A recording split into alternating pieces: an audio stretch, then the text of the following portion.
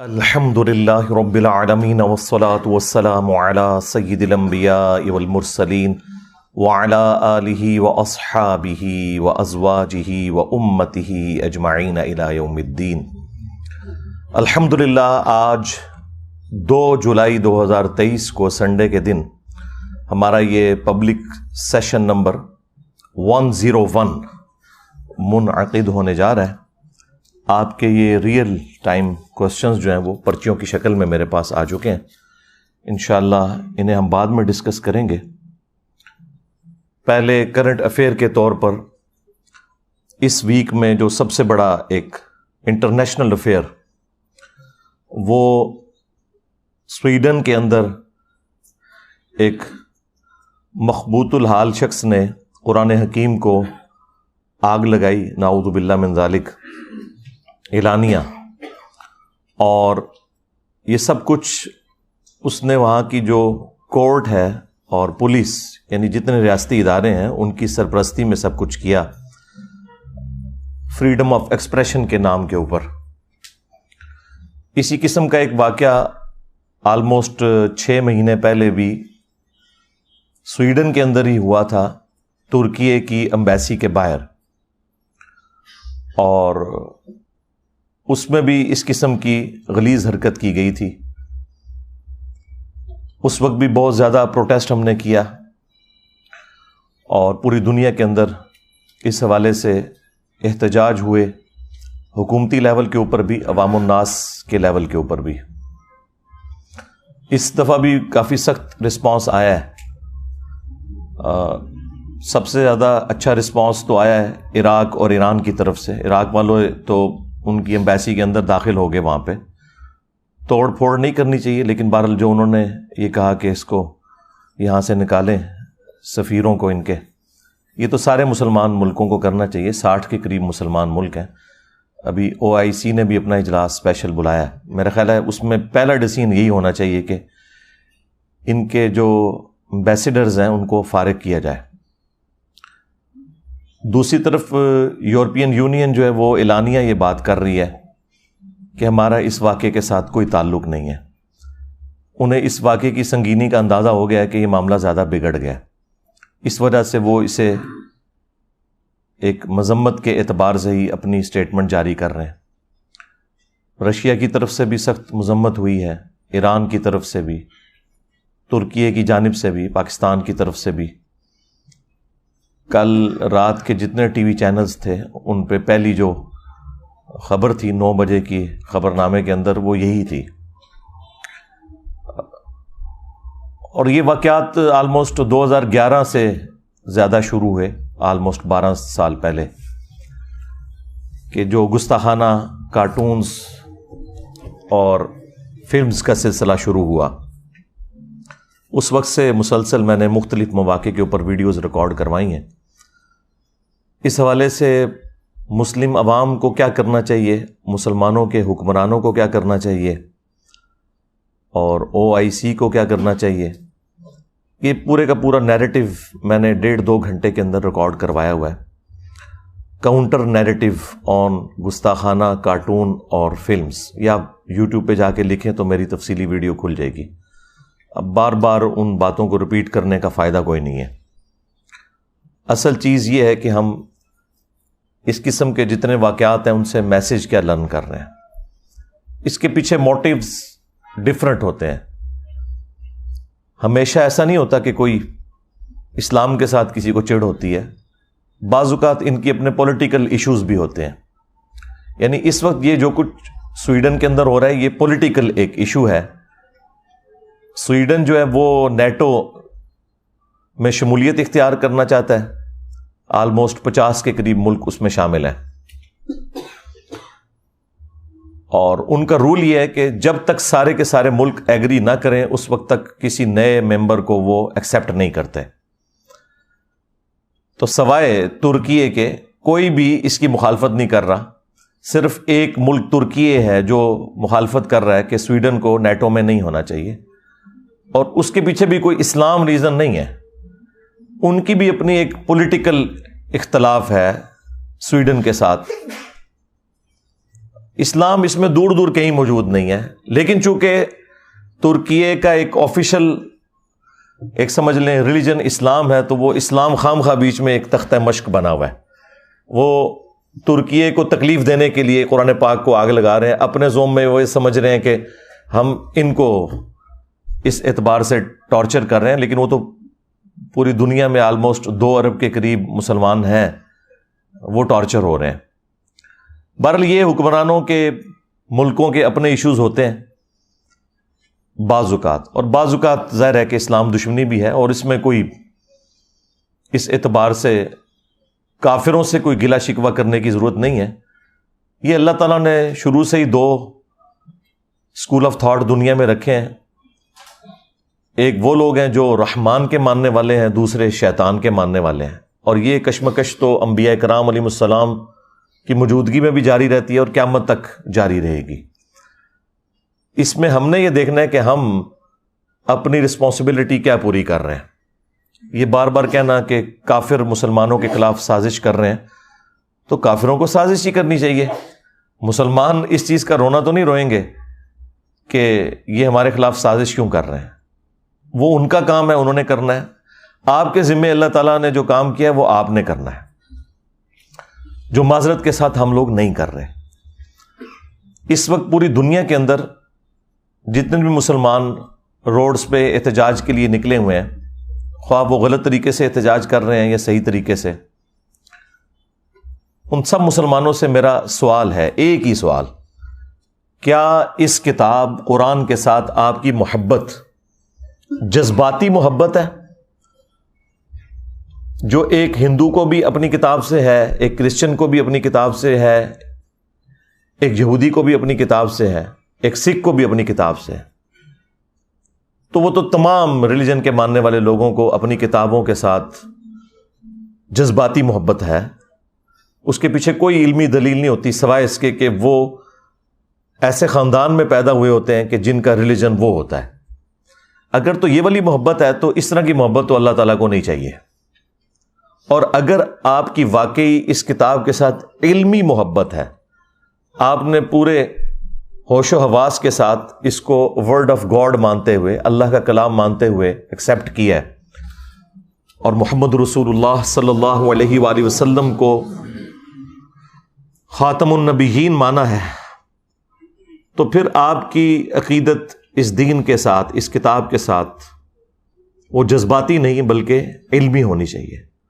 جذباتی محبت تو پھر بھی ختم ہو جاتی ہے. علمی محبت جو آپ نے پورے وثوق کے ساتھ، دلائل کے ساتھ حاصل کی ہوتی ہے نا، وہ کبھی بھی ختم نہیں ہوتی. تو میرا تو اپنا پوائنٹ آف ویو یہ ہے کہ مسلمانوں کی اکثریت 99.99% لوگ قرآن حکیم کے ساتھ صرف جذباتی محبت رکھتے ہیں، علمی محبت نہیں رکھتے. اب آپ پوچھیں گے کہ اتنی بڑی سٹیٹمنٹ کے پیچھے دلیل کیا ہے؟ تو صرف ایک دلیل، اور وہ یہ ہے کہ کتنے مسلمان ہیں جنہوں نے قرآن کو اپنی نیٹو لینگویج میں ترجمے کے ساتھ پڑھا ہے، یہ جاننے کے لیے کہ میرا رب مجھ سے کیا چاہتا ہے. اگر تو یہ علمی محبت ہوتی تو یہ کام کر لیا جاتا.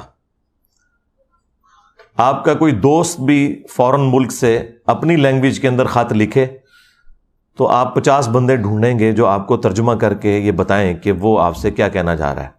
کدھر ڈالر تو نہیں بھیج دیتے؟ ہاں، یہ بھی ہو سکتا ہے نا کہ ہو سکتا ہے ریمیٹنس میرے لیے بھجوائیں اور مجھے پتہ نہ چل رہا ہو. لیکن قرآن وہ مظلوم کتاب ہے کہ جو دنیا میں سب سے زیادہ پڑھی جاتی ہے، لیکن اس کا تاریک پہلو یہ ہے کہ دنیا میں سب سے زیادہ بغیر سمجھ کے پڑھی جانے والی کتاب اگر کوئی ہے نا تو وہ یہ کتاب ہے. سب سے زیادہ بغیر سمجھ کے. اس وقت بمشکل 15 سے 20% مسلمان ہیں جو بائی برتھ عربی ہیں. باقی تو 85% کے قریب مسلمان جو ہیں وہ اجمی ہیں، ادر دین عرب ہیں، اور ان کی نیٹو لینگویج عربی نہیں ہے. اور ان میں سے بھی کتنے لوگ ہیں جو سیکھتے ہیں. تو اگر علمی محبت ہے مسلمانوں کی تو یہ جو پروٹیسٹ ہو رہا ہے یہ اپنی جگہ. سب سے پہلے تو اپنے خلاف پروٹیسٹ کریں نا کہ ہم نے اس کتاب کے ساتھ کیا کیا ہے. ہماری عوام نے، ہمارے علماء نے. عوام نے اسے مردے بخشوانے کا ذریعہ مان لیا ہوا ہے، بس اس سے زیادہ کچھ نہیں ہے. یا زیادہ سے زیادہ کسی نے چھلانگ ماری تو ناظرہ، کسی نے تھوڑی لمبی چھلانگ ماری تو بچے کو حفظ کروا دیا، ایک طوطا بنا دیا جسے کچھ نہیں پتا، اور وہ اس امید میں ہے کہ یہ حافظ قرآن ہمیں ساتھ لے کے جائے گا. کتنے لے کے جائے گا یہ آگے جا کے پتا چلے گا. بھائی یہ جو ابو داؤد کی حدیث المستدرک للحاکم میں جو حدیث موجود ہے، مشکات کے اندر بھی موجود ہے، حافظ قرآن کی فضیلت کے اعتبار سے وہ اس حافظ کے لیے جس نے قرآن کے حلال کو حلال اور حرام کو حرام جانا. جس حافظ قرآن کو یہ پتہ ہی نہیں قرآن میں کیا لکھا ہوا ہے، تو وہ یہی کرے گا نا کہ رمضان کے دنوں میں چھوٹی چھوٹی وہ خشخشی داڑھی رکھ لے گا اور تراویح پڑھائے گا مسجد کے اندر جا کے، اینڈ پہ معاوضہ وصول کرے گا اس کا، اور عید والے دن جا کے شیو کروا دے گا، اور پھر اگلے رمضان میں دیہاڑی لگانے کا انتظار کرے گا. زیادہ تر حافظ تو ایسے ہی ہیں. اور جو آپ کو باعمل حافظ قرآن نظر آ رہے ہیں، تو ہمارے علماء کا بھی باعمل ہونا یہ ہے کہ کوئی پگڑی یا داڑھی رکھ لے اور شلوار ٹخنوں سے اوپر کر لے یا ہاتھ میں تسبیح پکڑ لے. یہ تو ایک چھوٹا سا جز ہے عمل کا. باعمل حافظ قرآن یہ ہے کہ جو قرآن کی تعلیمات کو منوان اسی طریقے سے تسلیم کرتا ہے اور اس پر عمل کرتا ہے. تو عمل تو اسی صورت میں کرے گا نا جب اسے پتا ہوگا کہ قرآن کے اندر کیا لکھا ہوا ہے. جب مسلمان کو یہ پتہ ہی نہیں قرآن میں کیا لکھا ہے، اس نے عمل کہاں سے کرنا ہے؟ اب جن لوگوں کو سمجھ تھی، یعنی علماء کا طبقہ جن کا کام تھا کہ وہ عوام الناس کو دین سکھاتے، وہ الٹا اسلام کے دشمن بن گئے انجانے میں، یا ہو سکتا ہے بعض جان بوجھ کے بھی ایسے کرتے ہوں کہ انہوں نے پبلک میں یہ مشہور کر دیا کہ قرآن و حدیث ڈائریکٹ نہ پڑھنا، گمراہ ہو جاؤ گے. آپ مجھے ایمانداری کے ساتھ بتائیں کہ اگر یہ جملہ کوئی کافر بولے، جیوز میں سے، کرسچنز میں سے، ہندوؤں میں سے، کہ یار قرآن ڈائریکٹ نہ پڑھنا گمراہ ہو جاؤ گے، تو ہم اس کی شکل دیکھ کے یہ فیصلہ کریں گے اچھا یہ ہندو ہے نا اس لیے مجھے کہہ رہا ہے، تو ہم اس کے ساتھ لڑ پڑیں گے کہ تو قرآن کا دشمن ہے. لیکن یہ جو مسلمان نما کافر ہر جمعے کو ممبر پہ چڑھتا ہے اور دنیا میں ملینز آف یہ کفار کے ایجنٹ مولویوں کی شکل میں ممبروں پہ چڑھے ہوئے ہیں، اور آپ کو یہ کہتے ہیں قرآن و حدیث ڈائریکٹ نہیں پڑھنا آپ گمراہ ہو جاؤ گے، اس پہ تو آپ سبحان اللہ کہہ رہے ہوتے ہیں. اس پہ تو میں نے یہ آواز بلند کی ہے نا ان کے خلاف. باقی تو سارے گونگے شیطان ہی بنے رہے ہیں، یہ دبے الفاظ میں بات کرتے ہیں. جی علماء سے جا کے سیکھیں، علماء نے تو خود قرآن نہیں سیکھا وہاں. اور پھر مجھے نہیں سمجھ آتی کہ یہ پبلک کے اندر انہوں نے کیوں مشہور کر دیا ہے کہ جی قرآن ڈائریکٹ نہیں پڑھنا. بھئی قرآن کوئی بھی ڈائریکٹ نہیں پڑھتا، آج تک کسی نے قرآن ڈائریکٹ نہیں پڑھا. ایک مسلمان اردو لنگوسٹک والا جب احمد بریلوی صاحب کا ترجمہ پڑھتا ہے تو وہ قرآن ڈائریکٹ کہاں سے پڑھ رہا ہے؟ وہ تو احمد بریلوی صاحب سے قرآن پڑھ رہا ہے. اگر کوئی ڈائریکٹ اشرف علی تھانوی صاحب کا ترجمہ پڑھتا ہے تو وہ قرآن ڈائریکٹ کہاں سے پڑھ رہا ہے؟ وہ تو اشرف علی تھانوی صاحب سے قرآن پڑھ رہا ہے. اب کیا دنیا میں کوئی بریلوی یہ جرت کرے گا کہ میں اعلیٰ حضرت احمد بریلوی سے بہتر قرآن کا ترجمہ کر سکتا ہوں؟ کوئی زندہ یا مردہ عالم دین جو بریلوی مکتب سے تعلق رکھتا ہو یہ کلیم کر سکتا ہے کہ میں قرآن کو احمد بریلوی سے بہتر ٹرانسلیٹ کر سکتا ہوں؟ نیور. یا کوئی دیوبندی زندہ یا مردہ یہ کلیم کرے کہ میں اشرف علی تھانوی صاحب سے بہتر ترجمہ کر سکتا ہوں؟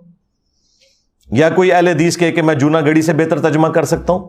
یا کوئی اہل تشیع میں سے کہ جی میں سید فرمان علی شاہ سے بہتر ترجمہ کر سکتا ہوں؟ تو جب ہم لوگوں کو یہ ریفر کرتے ہیں کہ آپ اپنے اپنے مکاتب فکر کے علماء کے ترجمے پڑھیں تو ہم انہی علماء سے آپ کو پڑھا رہے ہوتے ہیں. یہ جو انہوں نے ڈھکوسلا مچایا نا کہ ڈائریکٹ نہیں پڑھنا گمراہ ہو جائیں گے، انہیں کہ ہم ڈائریکٹ پڑھ ہی نہیں رہے، ہم تو پڑھ رہے ہیں آپ کے بڑوں سے. صحابہ کرام علیہم رضوان میں 1% بھی لوگ نہیں تھے جو لکھنا پڑھنا جانتے تھے. صرف یہ تھا کہ قرآن عربی میں تھا، ان کی اپنی زبان عربی میں تھی. نبی علیہ السلام جب قرآن پڑھتے تھے ان پہ اثر ہو جاتا تھا. آج اگر قرآن آپ کی نیٹو لینگویج کے اندر ہے، آپ بے شک لکھنا پڑھنا بھی نہ جانتے ہوں، آپ کو پتہ چل جائے گا قرآن میں لکھا کیا ہوا ہے. مجھے بتائیں یہ 11 ستمبر 2001 ٹوئنس ٹاور کا جو اٹیک ہوا امریکہ میں، اس کے بعد جو ہزاروں لوگ مسلمان ہوئے ہیں پچھلی 2 دہائیوں کے اندر، کیا انہوں نے علماء سے جا کے قرآن پڑھا؟ اور ان کی اوقات تو یہ ہے کہ دوسری اذان کے وقت لوگ مسجد میں آ رہے ہوتے ہیں. انہوں نے انگریزی میں قرآن کا ترجمہ پڑھا, اسلام قبول کر لیا. اور پھر ان میں سے کئی لوگ ہیں جنہوں نے باقاعدہ پھر اسلام کے دفاع میں کتابیں لکھی, اور یہاں بڑے بڑے علماء بڑے فخر سے بتاتے ہیں کہ دیکھیں جی یہ فلاں انگریز ہے, اس نے نبی صلی اللہ علیہ وآلہ وسلم کے حق میں یہ کتاب لکھی ہے.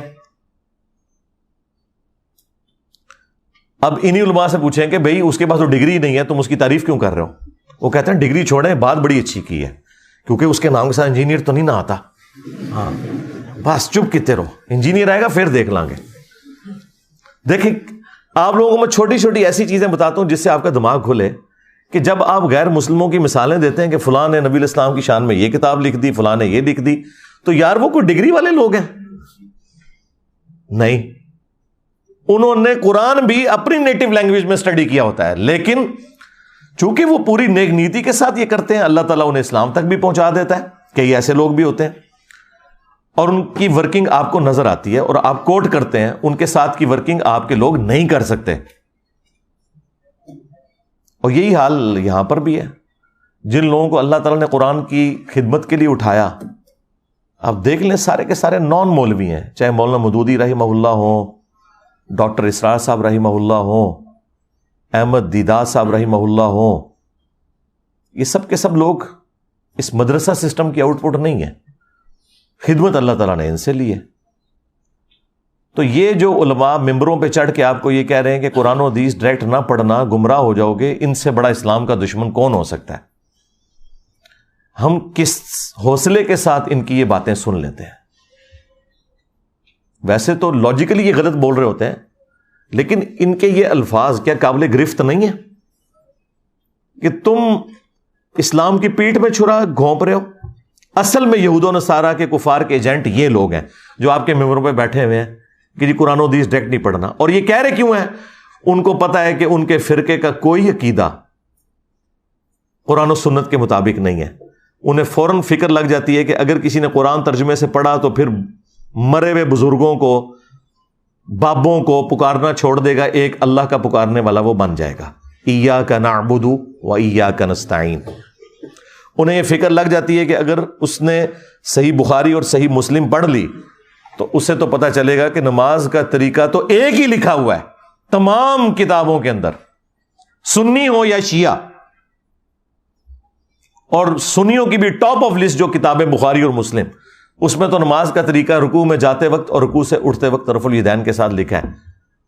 تو میں پھر اس کو کیسے سنبھالوں گا؟ یہ تو آگے مجھ سے پوچھے گا کہ بخاری مسلم تمہارے مدارس میں اگر پڑھائی جا رہی ہے تو تم لوگ نماز سنت کے مطابق کیوں نہیں پڑھ رہے؟ یہ پیچھے ریزن ہے, ان کے چندے بند ہو جائیں گے.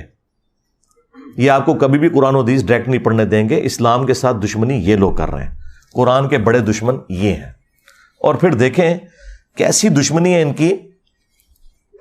آپ کو یہ قرآن کے حوالے سے بجائے یہ بتانے کے کہ یہ کتاب ہدایت ہے, آپ کو یہ بتائیں گے جی قرآن میں تو لکھا ہے کہ قرآن پڑھ کے لوگ گمراہ بھی ہو جاتے ہیں. استغفر اللہ. میری یہ بات یاد رکھیے گا, اگر کسی کا یہ عقیدہ ہے کہ قرآن لوگوں کو گمراہ کرتا ہے, ایسا شخص کافر ہے. اس کے کفر میں شک کرنے والا بھی کافر ہے. مسلمان کا یہ عقیدہ ہو ہی نہیں سکتا کہ یہ کتاب گمراہ کرتی ہے, ورنہ ہم غیر مسلم کو یہ کہیں گے کہ بھائی یہ لو کتاب پڑھو, گمراہ بھی ہو سکتے ہو, ہدایت بھی پا سکتے ہو, آگے تمہاری اپنی مرضی ہے. اوکے جی کول ہی رکھو. ہاں لاجیکل. آج اگر کوئی غیر مسلم اسلام قبول کرنا چاہے یا اسلام کو سٹڈی کرنا چاہے اور ہم سے پوچھے بتاؤ تمہاری کتاب کون سی ہے, ہم اسے قرآن دیتے وقت یہ کہیں گے کہ یہ ہماری کتاب ہے, لیکن 50-50 چانسز ہیں, گمراہ بھی ہو سکتے ہو, ہدایت بھی. کہ جی کول ہی رکھو. اور اگر کوئی میرے جیسا مسلمان وہ یہ کہے کہ یہ ہماری کتاب ہے, اسے پڑھو, یہ سراپا ہدایت ہے, اور آگے سے اگر وہ انگریز پوچھ لے کہ کیا تو نے بھی یہی قرآن پڑھ کے اپنے عقیدوں کی اصلاح کی تھی, تو 99% مسلمان جو ہے نا اس کا منہ دیکھیں گے کہ نہیں. پھر وہ آگے سے اگر یہ پوچھ لے کہ اگر تو نے اس کتاب سے ہدایت حاصل نہیں کی ہے تو مجھے کیوں مشورہ دے رہا ہے, تو ہمارے سر شرم سے جھک جائیں گے. قرآن میں کہیں نہیں لکھا یہ قرآن گمراہ کرتا ہے. وہ ایک جملہ، جس طرح میرے کلپ یہ چھوٹے چھوٹے کاٹتے ہیں نا، یہ اللہ کا کلپ کاٹا ہوا ہے ان مولویوں نے. یہ مولوی اتنے ظالم ہیں کہ یہ اللہ کے بھی کلپ کاٹتے ہیں. یضل بہ کثیرا ویہدی بہ کثیرا، یہ اللہ کا کلپ انہوں نے قرآن سے کاٹا ہے. قرآن میں یہ نہیں لکھا ہوا تھا کہ یہ کتاب گمراہ کرتی ہے. قرآن میں تو یہ لکھا تھا کہ اللہ تعالیٰ اس بات سے حیا محسوس نہیں کرتا کہ وہ بات سمجھانے کے لیے مچھر کی مثال دے یا اس سے بھی کسی حقیر چیز کی. اس کا مقصد بات سمجھانا ہے. لیکن جو واقعی بات ماننے والے ہوتے ہیں، اللہ تعالیٰ فرماتا ہے کہ وہ یہ جانتے ہیں کہ یہ قرآن اللہ تعالیٰ کی طرف سے حق ہے. اور جو بات ماننے والے نہیں ہوتے وہ اس میں کیڑے نکالتے ہیں اور وہ کہتے ہیں کہ اللہ نے قرآن میں یہ مثال کیوں بیان کی. سورۃ الحج میں مکھی کی بیان کر دی، سورہ العنکبوت میں مکڑی کی بیان کر دی. تو اللہ تعالیٰ تو اتنی بڑی ہستی ہے تو یہ چھوٹی چھوٹی مثالیں کیوں بیان کرتا ہے؟ تو اس کے جواب میں اللہ تعالیٰ نے فرمایا کہ جو اہل ایمان ہے وہ تو جانتے ہیں کہ یہ حق ہے تیرے رب کی طرف سے، کیونکہ اس کا مقصد بات سمجھانا ہے. اچھا استاد وہ ہوتا ہے جو اسٹوڈنٹ کے لیول پہ اتر کے بات کو سمجھاتا ہے، اپنے علم کا روب نہیں ڈالتا موٹے موٹے الفاظ بول کے. لیکن یہ لوگ جو ہیں ان کے لیے پھر اللہ تعالیٰ کہتا ہے تمہارے لیے جواب یہ ہے کہ یضل بہ کثیرا ویہدی بہ کثیرا. اللہ تعالیٰ اس کتاب کے ذریعے گمراہ کر دیتا ہے بہت سے لوگوں کو. کن لوگوں کو؟ کہ جو نہیں مانتے کہ یہ اللہ کا کلام ہے اور جو اللہ کی مثالوں کے ساتھ ایگری نہیں کرتے. اور ہدایت دے دیتا ہے بہت سے لوگوں کو. وما یضل بہ الا الفاسقین، اور اس سے گمراہ نہیں ہوتے مگر جو فاسق ہیں. 2 نمبر لوگ جو اترے میں. اس کو مثال سے سمجھیں کہ ایک ہی بارش ہے، وہ اگر گندگی کے ڈھیر پر برسے گی تو وہاں سے تعفن نکلے گا، اور اگر مٹی پہ برسے گی وہاں سے پھول اور پودے نکلیں گے. تو اللہ تعالیٰ فرما رہا ہے کہ جو یہ قرآن کو تانا دیتے ہیں نا کہ قرآن میں چھوٹی چھوٹی مثالیں کیوں آئی ہیں، تو اللہ تعالیٰ فرمایا کہ جو اہل ایمان ہے وہ تو جانتے ہیں کہ اللہ بات سمجھانا چاہ رہا ہے، اور تم چونکہ بات نہیں سمجھنا چاہ رہے تو یہ اسی لیے نازل ہوئی ہے تاکہ تم اس میں کیڑے نکالو اور گمراہ ہو جاؤ. یہ بات اللہ تعالیٰ نے تانے کے طور پر، ٹونٹ کے طور پہ کی تھی، نہ کہ یہ بتایا تھا کہ قرآن گمراہ کرتی ہے. اللہ نے کہا کہ جو قرآن کو نہیں ماننا چاہتا وہ گمراہ ہو جائے گا، اور جو قرآن کو ماننا چاہتا ہے وہ ہدایت پا جائے گا. یہ بتایا ہوا تھا. اس کو انہوں نے کہہ دیا قرآن گمراہ کرتا ہے. نعوذ باللہ. یہ تو لکھے نہیں. یضل بہ، اللہ نے اس مثال کے ساتھ بہت سے لوگوں کو گمراہ کر دیا. کن کو گمراہ کر دیا؟ جو لوگ اس مثال کو نہیں ماننا چاہتے، چھوٹی چھوٹی مثالوں کو. اور بہت سے لوگوں کو ہدایت مل گئی. جس طرح قرآن میں کئی جگہ ہے کہ جب قرآن نازل ہوتا ہے تو جو اہل ایمان ہے ان کا ایمان بڑھتا ہے. جب کافر ان سے پوچھتے ہیں کہ یہ آیات نازل ہونے سے کیا ہوا، تو اللہ تعالیٰ فرماتا ہے کہ اہل ایمان تو کہتے ہیں ہمارا ایمان بڑھتا ہے اس سے. یعنی جو بات ماننے والے ہیں ان کا ایمان بڑھے گا. اگر کسی کا ایمان نہیں بڑھ رہا اور وہ کہہ رہا ہے میں اس سے گمراہ ہو رہا ہوں، تو اس کا مطلب یہ ہے کہ وہ تو ایمان والا ہی نہیں، اور یہ زیادہ تر مسلمان ہی کہتے ہیں. تو اپنے ایمان کی فکر کرو. پھر دوسری مثال آپ کو دیتے ہیں سورہ الجمعہ سے. وہ کہتے ہیں کہ جی سورہ الجمعہ میں اللہ تعالیٰ نے فرمایا ہے علماء یہود کی مثال گدھوں کی سی ہے، جس طرح گدھے پر کتابیں لاد دی جائیں. تو یہ کوئی کتابیں سامنے رکھ کے یا کتابیں پڑھ کے کوئی بندہ عالم نہیں بن جاتا. یہ تو اللہ تعالیٰ نے گدھوں کی مثال بیان کی ہے. حالانکہ یہ انہی کو ہی اللہ تعالیٰ نے گدھوں سے مثال دی ہے کہ جو لوگ کتابیں صرف سامنے رکھتے ہیں پڑھتے نہیں، ان کے شوکیسوں میں سجی ہوئی ہوتی ہیں. کیوں؟ گدھے پہ اگر آپ کتابیں لاد دیں تو گدھا کتاب کا صرف بوجھ اٹھا سکتا ہے، پڑھ نہیں سکتا. تو اللہ نے علماء یہود کو کہا کہ تم نے بھی ان کتابوں کا بوجھ اٹھایا ہوا تھا کئی صدیوں سے، تمہیں پتا تھا کہ اس کتاب کے اندر آخری پیغمبر کی پیشگوئیاں لکھی ہیں، لیکن جب وہ پیغمبر آئے ہیں تم ان کے انکاری ہو گئے ہو. تو تمہاری مثال ان گدھوں کی سی ہے کہ جن پہ کتابیں لدی ہیں، تم نے وہ کتاب پڑھ کر اس پیغمبر کو نہیں پہچانا. کتاب پڑھنے والوں کو تانا نہیں دیا اللہ نے، نہ پڑھنے والوں کو گدھے کا ہے، یعنی آپ کے بھی علماء کو جنہوں نے شوکیسوں میں سجائی ہوئی اور کہتے ہیں قرآن حدیث ڈائریکٹ نہ پڑھنا گمراہ ہو جاؤ گے۔ یہ مثال تو ان علماء کی بیان ہوئی بھی ہے کہ انہوں نے گدھے کی طرح بوجھ کتابوں کا اٹھایا۔ آج تک کسی نے بخاری مسلم سے نماز کا طریقہ نہیں اپنی پبلک کو بتایا، تو گدھو تم نے یہ بوجھ ہی اٹھایا ہوا ہے بخاری مسلم کا، اس پہ پڑھ کے عمل نہیں کیا، جس طرح علماء یہود نے نبی صلی اللہ علیہ وآلہ وسلم کی پروفیسیز دیکھ کر ان پر عمل نہیں کیا تھا، الٹا رسول اللہ کے مخالف بن گئے تھے۔ آج تم بھی اسلام کی پیٹھ میں چھرا گھونپ رہے ہو، یہ مطلب ہے اس کا۔ جی گدھوں کی مثال آئی ہے اور گدھو تمہاری مثال آئی ہوئی ہے، اور یہ گدھے کی مثال بخاری مسلم میں نبی الاسلام نے اپنے امت کے واعظین ان مولویوں کے بارے میں بھی فرمایا کہ میں نے کولو کا، جس طرح گدھا ہوتا ہے نا، جس طرح بیل ہوتا ہے نا، اس طرح گدھا بھی ہوتا تھا اگلے زمانوں میں، اس طرح میں نے جہنم میں ایسے لوگوں کو جو لوگوں کو نیکی کا حکم کا کہتے تھے، خود کو نہیں عمل کرتے تھے، یعنی کہ مولوی طبقہ علامہ پاڑے والا، تو ان کو میں نے انتڑیوں کے گرد، اپنی انتڑیوں کے گرد جہنم میں چکر لگاتے ہوئے دیکھا ہے، گدھے کی مانند۔ تو نبی الاسلام نے انہیں گدھے کی مثال بیان کیا ہے، قرآن نے بھی کیا ہے، نبی الاسلام نے بھی کیا ہے۔ قرآن نے تو علماء سوء کو کتا کہا ہے۔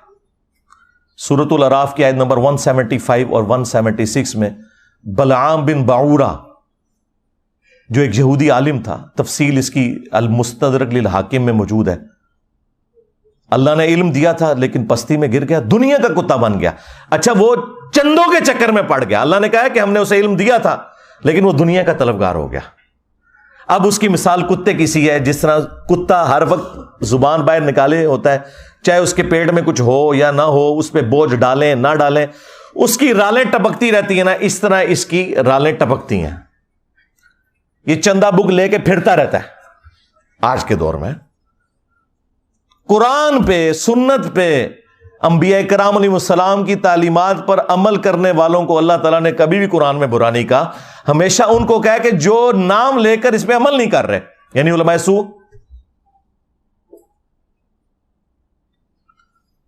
پھر ابو داؤد کے اندر وہ حدیث موجود ہے کہ نبی علیہ السلام نے فرمایا میری امت میں ایسے فرقے پیدا ہوں گے، ان میں ایسی بدعات سرایت کر جائیں گی جس طرح ہلکا کتا، یہ ریبیز جو ہوتے ہیں، یہ کسی کو کاٹ جائے اور اس کے ایک ایک رگ و ریشے میں اس کا زہر پہنچ جائے نا، اس طرح میری امت میں ایسے فرقے ہوں گے کہ جن کے اندر بدعات کا زہر پہنچ جائے گا جس طرح کتا کاٹ جاتا ہے۔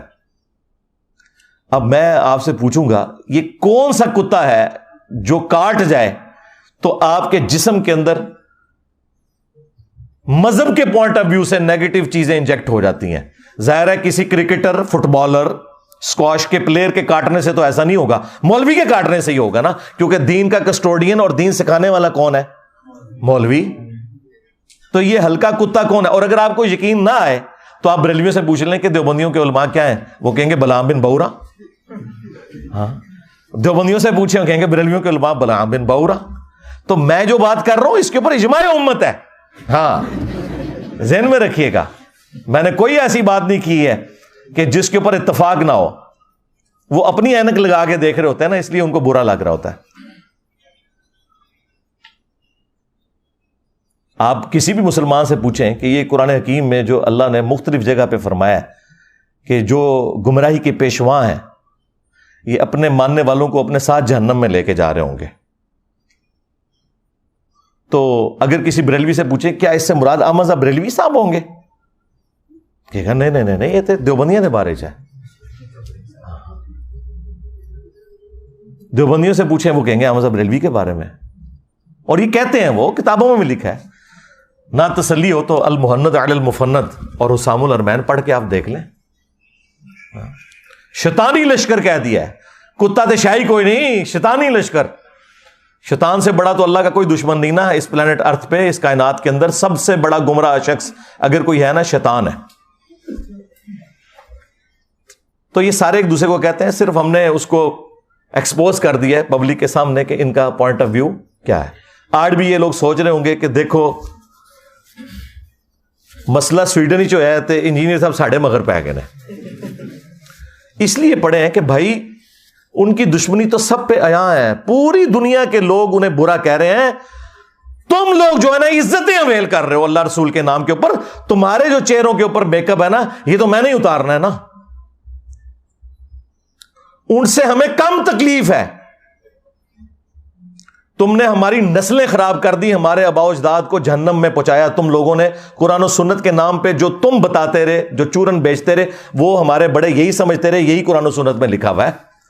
اس نے تو دنیاوی طور پر قرآن کو آگ لگانے سے کیا قرآن ختم ہو جائے گا؟ زیادہ زیادہ ہمیں ایک تکلیف ہوئی ہے نا, تو ہم اس کا اظہار کریں گے. تو مجھے بتائیں کتنے مسلمان ہیں جنہوں نے یہ آگ لگائے جانے والے واقعے کے بعد آ کے وی لاگ بنایا کہ ہاں بھائی آج کے بعد میں 5 وقت نماز پڑھوں گا, میں داڑھی رکھوں گا, اور آج سے ہی میں قرآن ترجمے سے پڑھوں گا, اور میں دیکھوں گا کہ میرے رب نے مجھ سے کیا کہا ہے. تم نے میری اس کتاب کو آگ لگائی ہے, میں آج سے اس کتاب کے مطابق عمل شروع کر دوں گا. ایک کوئی گل کر کے دسے, کوئی نہیں کرتا. نہ کوئی عالم, نہ کوئی وائز کسی کو کہے گا کہ تم ایسا کرو, کیونکہ کتی چورا نہ رلی ہوئی ہے. ہاں, گھر کی حفاظت کے لیے کتا رکھا جاتا ہے نا, اگر وہ چوروں کے ساتھ مل جائے تو پھر اس گھر کی حفاظت نہیں ہوتی. آپ کے بھی یہ علماء سو جن کو قرآن میں کتا کہا گیا, جنہیں سنن نبی داؤد میں نبی الاسلام نے کتا کہا, جنہیں قرآن میں گدھا کہا گیا, جنہیں بخاری مسلم میں نبی الاسلام نے گدھا کہا, یہ بھی مل گئے ہوئے ہیں ان کے ساتھ. قرآن و حدیث ڈائریکٹ نہ پڑھنا گمراہ ہو جاؤ گے, قرآن و حدیث ڈائریکٹ نہ پڑھنا گمراہ ہو جاؤ گے. اور اس بات کے اوپر کسی کی جرت ہی نہیں ہوتی کہ بولے, کہ ان کو للکارے کہ یار یہ کیا بات تم کر رہے ہو,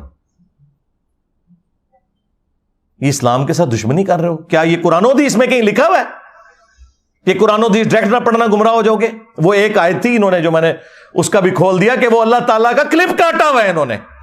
اللہ نے کہا جو قرآن کو نہیں مان رہے وہ گمراہ ہو جائیں گے, اور جو اہل ایمان ہے وہ تو کہتے ہیں یہ حق ہے. یہ ساتھ ہی لکھا ہوا ہے اسی آیت کے اندر, یہ کلپ کاٹا ہوا ہے انہوں نے. پرانی عادتاں نے نا جی, پوتڑیاں دے وگڑے نے. انجینئر صاحب دے کلپ نہیں کاٹ رہے, انہوں نے اللہ دے بھی کلپ کٹے ہوئے نے. یضل بہ کثیرا. اور ظالم انسان, کیا تجھے قرآن میں یہ آیت نظر نہیں آئی تھی؟ شہر رمضان الذی انزل فیہ القرآن, رمضان کا مہینہ وہ ہے جس میں قرآن نازل ہوا. ھدی للناس, پوری انسانیت کے لیے ہدایت ہے. وبینات من الہدی, اور اس میں ہدایت کے روشن دلائل ہیں. والفرقان, اور یہ کتاب حق اور باطل میں تمیز کرنے والی کتاب ہے. ھدی للناس, پوری انسانیت کے لیے, مسلمان ہو یا کافر ہو. اور صحیح بخاری میں ہے محمد فرق بین الناس, محمد فرق ہے لوگوں میں حق اور باطل کے اندر. تو دیکھ لیں, نہ انہوں نے قرآن کو پکڑا ہے, نہ محمد صلی اللہ علیہ وآلہ وسلم کی تعلیمات کو پکڑا ہے. اور اگر کوئی پوچھیں تو کہتے جی پیچھے اللہ رسول ہی ہے. ہاں, اللہ رسول پیچھے رکھنے واسطے نہیں ہے, اگے رکھنے واسطے ہے. پیچھے اللہ ہی رسول ہے. عزتیں اویل کی ہیں تم نے اللہ اور اس کے رسول کے نام کے اوپر, عز وجل و صلی اللہ علیہ وآلہ وسلم. چندے کھائے ہیں تم لوگوں نے, جدادیں بنائی ہیں, رسول اللہ صلی اللہ علیہ وآلہ وسلم کے نام پر دھوکہ دے کر لوگوں کو, مکے اور مدینے کے نام کی آوازیں لگا کر تم نے سواریاں سوار کی, لیکن پھینکی جا کے بغداد میں, اجمیر میں, دیوبند میں, بریلی میں. غداری کی ہے تم لوگوں نے. اور دیکھو پھر اللہ تعالیٰ نے تمہارے اوپر بلائے کتنی بڑی چھوڑ دی ہے. جو کہتا ہے کہ میرے نبی عیسیٰ ہے ہی کوئی نہیں, تیرے بابے تھے شے ہی کوئی نہیں. اس تکلیف کا اندازہ آپ کو ہوگا جب آپ دعوت کا کام کریں گے. پھر آپ کو پتا چلے گا انجینئر صاحب تو بہت نرم ہے, وہ تو خالی شعر پڑھتے ہیں, ان کے ساتھ تو کچھ اور ہونا چاہیے. یہ قرآن کے ساتھ غداری ان لوگوں نے کی ہے. اگر آج مسلمان اس واقعے کے بعد یہ ایک سبق لرن کر لینا کہ ہم نے خود بھی قرآن پڑھنا ہے ترجمے سے, قرآن کی تعلیمات کو سیکھنا ہے اور اپنی اولاد کو بھی سکھانا ہے, تو میں کہتا ہوں یہ نقصان کچھ بھی نہیں ہے اگر ہم یہ کرنے میں کامیاب ہو جائیں. قرآن حکیم میں اللہ تعالیٰ نے تو آپ کے پروفٹ صلی اللہ علیہ وآلہ وسلم کا جو انسٹرومنٹ آف دعویٰ ہے نا, وہ قرآن بتایا. وَأُوحِيَ إِلَيَّ هَذَا الْقُرْآنُ لِأُنذِرَكُمْ بِهِ وَمَنْ بَلَغَ. اے نبی تم فرما دو قرآن میری طرف اس لیے وحی کیا گیا تاکہ میں اس کتاب کے ذریعے لوگوں کو ڈر سناؤں آخرت کا, اور جس تک یہ کتاب پہنچ جائے اسی کتاب کے ذریعے وہ تبلیغ کرے, ڈر سنائے.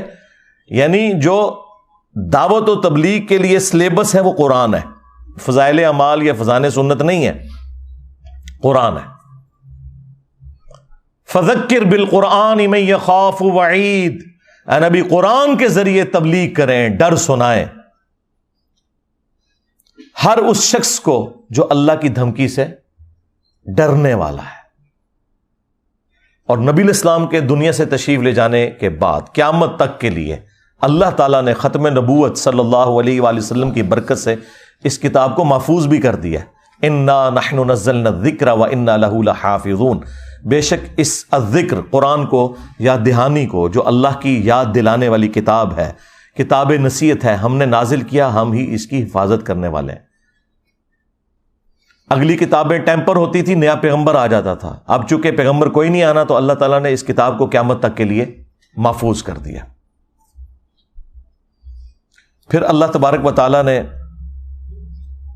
امت کے لیے فرما دیا وَلَقَدْ يَسَّرْنَا الْقُرْآنَ لِلذِّكْرِ فَهَلْ مِن مُدَّكِرٍ، ہم نے قرآن کو نصیحت حاصل کرنے کے لیے آسان کر دیا، تو ہے کوئی نصیحت حاصل کرنے والا؟ اچھا یہ تو قرآن میں 4 جگہ لکھا ہوا ہے ایک ہی سورت کے اندر، یہ کہاں لکھا ہے کہ قرآن نصیحت حاصل کرنے کے لیے مشکل ہے؟ تو ہے کوئی اس سے بھاگنے والا؟ اور یہ تو آپ کو مولوی کہہ رہے ہیں قرآن و حدیث ڈائریکٹ نہ پڑھنا گمراہ ہو جاؤ گے۔ ان ظالموں سے پوچھو کہ ہمارا عقیدہ تو قرآن میں ایک سورت میں 4 دفعہ اللہ تعالیٰ نے بیان کیا ہے وَلَقَدْ يَسَّرْنَا الْقُرْآنَ لِلذِّكْرِ فَهَلْ مِن مُدَّكِرٍ، ہم نے قرآن کو نصیحت حاصل کرنے کے لیے آسان کر دیا، ہے کوئی نصیحت حاصل کرنے والا؟ تم بتاؤ یہ قرآن میں کہاں لکھا ہے کہ قرآن ڈائریکٹ نہ پڑھنا گمراہ ہو جاؤ گے؟ وہ میں نے بتایا انہوں نے اللہ کا کلپ کاٹا تھا، اس کو بھی میں نے آج ایکسپلین کر دیا۔ تو تمہارا تو کوئی عقیدہ، کوئی دعویٰ قرآن میں لکھے نہیں، اس کے الٹ باتیں لکھی ہوئی ہیں۔ اتنا ظلم کیا تم نے اس کتاب کے ساتھ، تو تمہارا حشر وہی ہونا ہے جو قرآن میں لکھا ہے وقال الرسول یا رب ان قوم اتخذوا هذا القرآن مہجورا، رسول اللہ قیامت کے دن شکایت کریں گے کہ اے اللہ میری امت نے قرآن کو پیٹھ کے پیچھے ڈال دیا تھا، ہمیں صرف شفاعت والا ورژن بتایا گیا جو حق ہے، لیکن جو شکایت لگنی ہے کہ قرآن کو پیٹھ کے پیچھے ڈال دیا تھا وہ نہیں ہمیں بتایا گیا، اور پریکٹیکلی ہمیں نظر آ رہا ہے کہ قرآن کو پیٹھ کے پیچھے ڈال دیا گیا۔ اور نبی صلی اللہ علیہ وآلہ وسلم کو اس چیز کا غم ہے کہ مجھے قیامت کے دن اپنی امت کے خلاف گواہی دینی پڑ جائے گی کیونکہ انہوں نے قرآن چھوڑ دیا۔ صحیح بخاری اور صحیح مسلم دونوں میں یہ حدیث موجود ہے۔ عبداللہ ابن مسعود رضی اللہ تعالیٰ عنہ کہتے ہیں کہ ایک دن نبی صلی اللہ علیہ وآلہ وسلم منبر پر بیٹھے ہوئے تھے تو آپ نے مجھے آواز دی کہ عبداللہ ہمارے قریب آؤ اور ہمیں قرآن سناؤ۔ تو کہتے ہیں میں نے کہا یا رسول اللہ قرآن تو آپ پہ نازل ہوا ہے، میں آپ کو قرآن سناؤں؟ تو آپ نے فرمایا کہ مجھے لوگوں سے سن کر لطف محسوس ہوتا ہے۔ تو عبداللہ ابن مسعود رضی اللہ تعالیٰ عنہ کہتے ہیں کہ میں نے نبی صلی اللہ علیہ وآلہ وسلم کے حکم پر سورۃ النساء کی تلاوت کرنا شروع کی، اور میں جب آیت نمبر 41 پہ پہنچا، آپ اندازہ کریں نبی صلی اللہ علیہ وآلہ وسلم نے آلموسٹ یہ 6 رکوع ہیں جو تلاوت سنی ہے، تو 41 نمبر آیت پہ جب میں پہنچا فَكَيْفَ إِذَا جِئْنَا مِن كُلِّ أُمَّةٍ بِشَهِيدٍ، تو وہ کیا وقت ہوگا کہ جب ہم ہر امت میں سے ایک گواہ کو یعنی وقت کے پیغمبر کو اٹھائیں گے، کس لیے؟ تاکہ وہ اہل ایمان کے حق میں گواہی دے اور جو ان کے مخالفین تھے ان کے خلاف گواہی دے۔ وَجِئْنَا بِكَ عَلَىٰ هَٰؤُلَاءِ شَهِيدًا، اور اے نبی ہم تمہیں گواہ اٹھائیں گے ان کے اوپر، ان مشرکین عرب کے اوپر جنہوں نے آپ کی مخالفت کی، ان کے خلاف گواہی دینے کے لیے آپ کو جب اٹھائیں گے۔ یہ آیت سورہ النساء کی آیت نمبر 41 جب پڑھی حضرت عبداللہ ابن مسعود رضی اللہ تعالیٰ عنہ نے، تو بخاری مسلم کے الفاظ ہیں کہ نبی الاسلام نے کہا کہ عبداللہ بس کرو، عبداللہ بس کرو۔ وہ کہتے ہیں میں نے جب نگاہ اٹھا کے دیکھا تو نبی الاسلام کی مبارک آنکھوں سے آنسو روا تھے، آپ کی داڑھی تر ہو چکی تھی اس غم سے کہ مجھے اپنی امت کے خلاف، اپنی قوم کے خلاف قیامت کے دن گواہی دینی ہے قرآن چھوڑنے کے سبب۔ وقال الرسول یا رب ان قوم اتخذوا هذا القرآن مہجورا، اور رسول اللہ شکایت کریں گے کہ میری قوم نے قرآن کو پیٹھ کے پیچھے ڈال دیا تھا۔ اچھا دیکھیں ہم لوگ یہ کہتے ہیں یا اللہ جو کچھ بھی ہیں تیرے محبوب کی امت سے ہیں، اور محبوب نہ رو رہے ہیں ہماری وجہ سے. ہم تو اس امید میں ہیں نا کہ نبی علیہ السلام نے ہمیں بچانا ہے، اور نبی علیہ السلام اس بات پر رو رہے ہیں کہ مجھے اپنی امت کے خلاف گواہی دینی ہے. یہ تو چیز ہی کچھ اور نکل آئی. کتنی حیران کن بات ہے. یعنی اس کا مطلب ہے عقل نہ ہوئے تھے موجیں ہی موجاں، عقل ہوئے تھے سوچیں ہی سوچاں. نبی علیہ السلام کو چونکہ پتا تھا کہ آخرت کا معاملہ کتنا سخت ہے، آپ تو رو رہے ہیں کہ یہ تو رگڑے جائیں گے، اللہ تعالیٰ نے جب اٹھانا ہے تو اللہ کا تو کوئی رشتہ دار نہیں ہے، اور مجھے اللہ نے جب گواہی کے لیے تو نبی علیہ السلام نے تو جھوٹ نہیں بولنا، بتا دینا ہے کہ امت نے کیا کیا ہے. اور امت کہہ رہی ہے جو کچھ بھی ہے تیرے محبوب کی امت سے ہیں. تو محبوب سے بھی پوچھ لو انہوں نے آپ کے ساتھ کیا کرنا ہے. بخاری مسلم دونوں میں حدیث ہے، نبی علیہ السلام نے فرمایا کہ دیکھنا کہیں ایسا نہ ہو کہ قیامت کے دن کوئی شخص اپنی گردن پہ اپنا اونٹ اٹھائے ہوئے ہو اور وہ چیخ رہا ہو اغثنی یا رسول اللہ، یا رسول اللہ میری مدد کیجئے، میں تمہارے کچھ کام نہیں آؤں گا، میں نے دنیا میں تمہیں بتا دیا تھا اگر تم نے اونٹ کی زکوٰۃ نہیں ادا کی، اللہ کا حق ادا نہیں کیا تو یہ اونٹ تمہاری گردن پہ سوار ہوگا جب تم قیامت کے دن مجھے پکارو گے نا اغثنی یا رسول اللہ. اور یہ میں آپ کو بتاؤں یہ بریلویوں نے باقاعدہ بیج بنایا ہوا تھا، یہ میں نے میٹرک میں یہاں لگایا ہوتا تھا اغثنی یا رسول اللہ، اور یہ پتہ ہی نہیں تھا کہ اغثنی یا رسول اللہ کا جواب آگے سے کیا آنا ہے. پھر آپ نے ایک ایک چیز کا ذکر کیا کہ کسی کے گردن کے اوپر گائے سوار ہو، کسی کی گردن کے اوپر بکری سوار ہو، اور اس نے اس کا حق نہیں دیا. اور یہ تو بات ہو رہی ہے صرف زکوٰۃ کی، نماز تو چھڑ ہی دو سرکار، جنہیں نماز نہیں پڑھی ہوئی وہ تو ویسے ہی فارغ ہے. اور ہم نبی صلی اللہ علیہ وآلہ وسلم کے اوپر امید لگا کے بیٹھے ہوئے ہیں. آپ نے تو شکایت کرنی ہے. بخاری اور مسلم دونوں میں حدیث موجود ہے، بخاری میں موقوفاً ہے، صحیح مسلم میں تفصیل کے ساتھ ہے کہ نبی علیہ السلام جب بھی خطبہ دیتے آپ کی آنکھیں سرخ ہو جاتی، آواز بلند ہو جاتی، غصے میں اضافہ ہو جاتا جیسے کوئی جرنیل اپنی فوج کو تیار کر رہا ہے. اور آپ ہر تقریر سے پہلے کہتے اما بعد فإن خیر الحدیث کتاب اللہ، آگاہ ہو جاؤ حمد و صلات کے بعد کہ سب سے بہترین کلام اللہ کی کتاب ہے. وخیر الہدی ہدی محمد صلی اللہ علیہ وآلہ وسلم، اور سب سے ہدایت یافتہ راستہ محمد صلی اللہ علیہ وآلہ وسلم کا ہے. وشر الامور محدثاتها، اور بدترین کام وہ ہیں جو خود سے دین میں داخل کر دیے جائیں. اور اس طرح کے تمام کام بدعتیں ہیں، تمام بدعتیں گمراہیاں ہیں، اور تمام گمراہیاں جہنم میں لے جانے والی ہیں. تو نبی علیہ السلام کی تقریر کا آغاز ہی یہ ہوتا تھا کہ سب سے بہترین کلام اللہ کی کتاب ہے، اس کے ساتھ اپنے آپ کو آپ نے جوڑنا ہے. بخاری اور مسلم دونوں میں حدیث ہے کہ اللہ تعالیٰ نے ہر نبی کو کوئی نہ کوئی معجزہ دیا تھا جس کی وجہ سے لوگ اس پر ایمان لاتے تھے. مجھے اللہ تعالیٰ نے وحی کا معجزہ دیا ہے، یعنی قرآن. میں اللہ سے امید کرتا ہوں کہ قیامت کے دن سب سے زیادہ متبعین میری امت سے ہوں گے. کس وجہ سے؟ کہ میرا معجزہ سب سے بڑا ہے، یعنی قرآن کا معجزہ. اور وہ حدیث ہے بخاری مسلم دونوں کے اندر کہ جنتیوں کا نصف، آدھے جنتی جو ہیں وہ امت محمدیہ صلی اللہ علیہ وآلہ وسلم سے ہوں گے اس قرآن کے معجزے کی وجہ سے. پھر صحیح مسلم کے اندر حدیث ہے، نبی صلی اللہ علیہ وآلہ وسلم نے فرمایا کہ بے شک اللہ تعالیٰ اس کتاب کی وجہ سے بعض لوگوں کو عروج دے گا اور بعض لوگوں کو زوال پذیر کرے گا. وہی ڈاکٹر اقبال نے جو اسے ٹرانسلیٹ کیا جواب شکوہ میں، وہ زمانے میں معزز تھے مسلمان ہو کر اور تم خوار ہوئے تارک قرآن ہو کر. یعنی صحابہ کرام کو جو اللہ تعالیٰ نے دنیا کا امام بنایا تو قرآن کی پیروی کی وجہ سے، اور تمہاری خواری کا سبب قرآن کو چھوڑنا ہے. تو یہ صحیح مسلم کی حدیث کا ترجمہ ہے کہ اس کتاب کی وجہ سے اللہ تعالیٰ بعض لوگوں کو عروج دے گا اور بعض کو ذلیل کرے گا. یعنی جو اسے چھوڑ دیں گے وہ ذلیل ہوں گے. صحیح مسلم میں یہ حدیث موجود ہے، القرآن حجت لک او علیک، قرآن قیامت کے دن یا تو تیرے حق میں حجت ہوگا یا تیرے خلاف حجت ہو جائے گا. اب مجھے بتائیں کس کے حق میں قرآن حجت ہوگا؟ جو قرآن کو پڑھ کے اس پہ عمل کرے گا. اور کس کے خلاف قرآن حجت ہوگا؟ جو قرآن کے خلاف چلے گا. وہ قرآن کیسے حجت بن جائے گا؟ بھئی قرآن میں جب لکھا ہوا ہے کہ سود حرام ہے اور ایک بندہ پوری زندگی سود کھاتا رہا تو قرآن ہی اس کے خلاف گواہی دے دے گا کہ میں نے تو اسے حرام قرار دیا تھا اور اس نے حلال بنا لیا. تو قرآن یا تو تمہارے حق میں حجت ہوگا یا تمہارے خلاف. یہ بالکل واضح حدیث موجود ہے.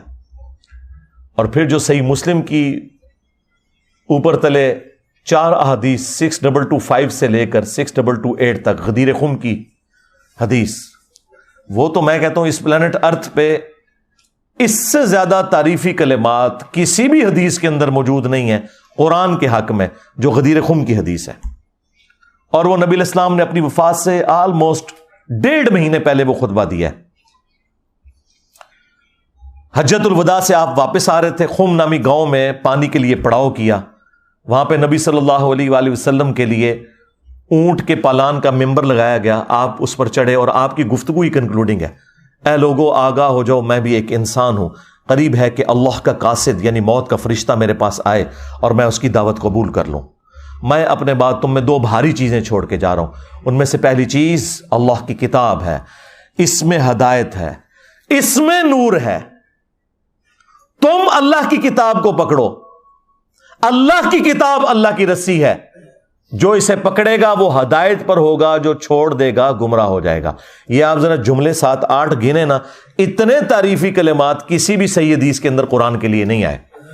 اور پھر زید بن ارقم کہتے ہیں کہ نبی علیہ السلام ہمیں ترغیب دلاتے رہے، اللہ کی کتاب، اللہ کی کتاب، اللہ کی کتاب کو میرے بعد پکڑ لینا.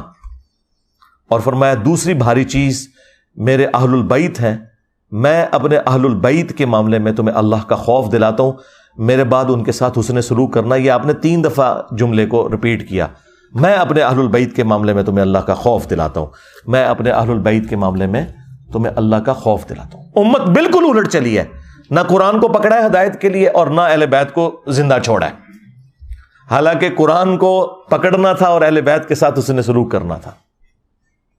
اور اس میں واضح الفاظ آئے قرآن اللہ کی رسی ہے. وہ جو قرآن میں ہے نا وَاعْتَصِمُوا بِحَبْلِ اللَّهِ جَمِيعًا وَلَا تَفَرَّقُوا، تم سب کے سب مل کر اللہ کی رسی کو مضبوطی سے پکڑ لو اور فرقوں میں مت بٹو. ہر کوئی اپنی تشریح کرتا تھا رسی کی. قرآن کی اس آیت کی تشریح نبی علیہ السلام نے خود کی ہے کہ یہ قرآن کے بارے میں ہے کہ یہ اللہ کی رسی ہے، کامن بانڈ مسلمانوں میں.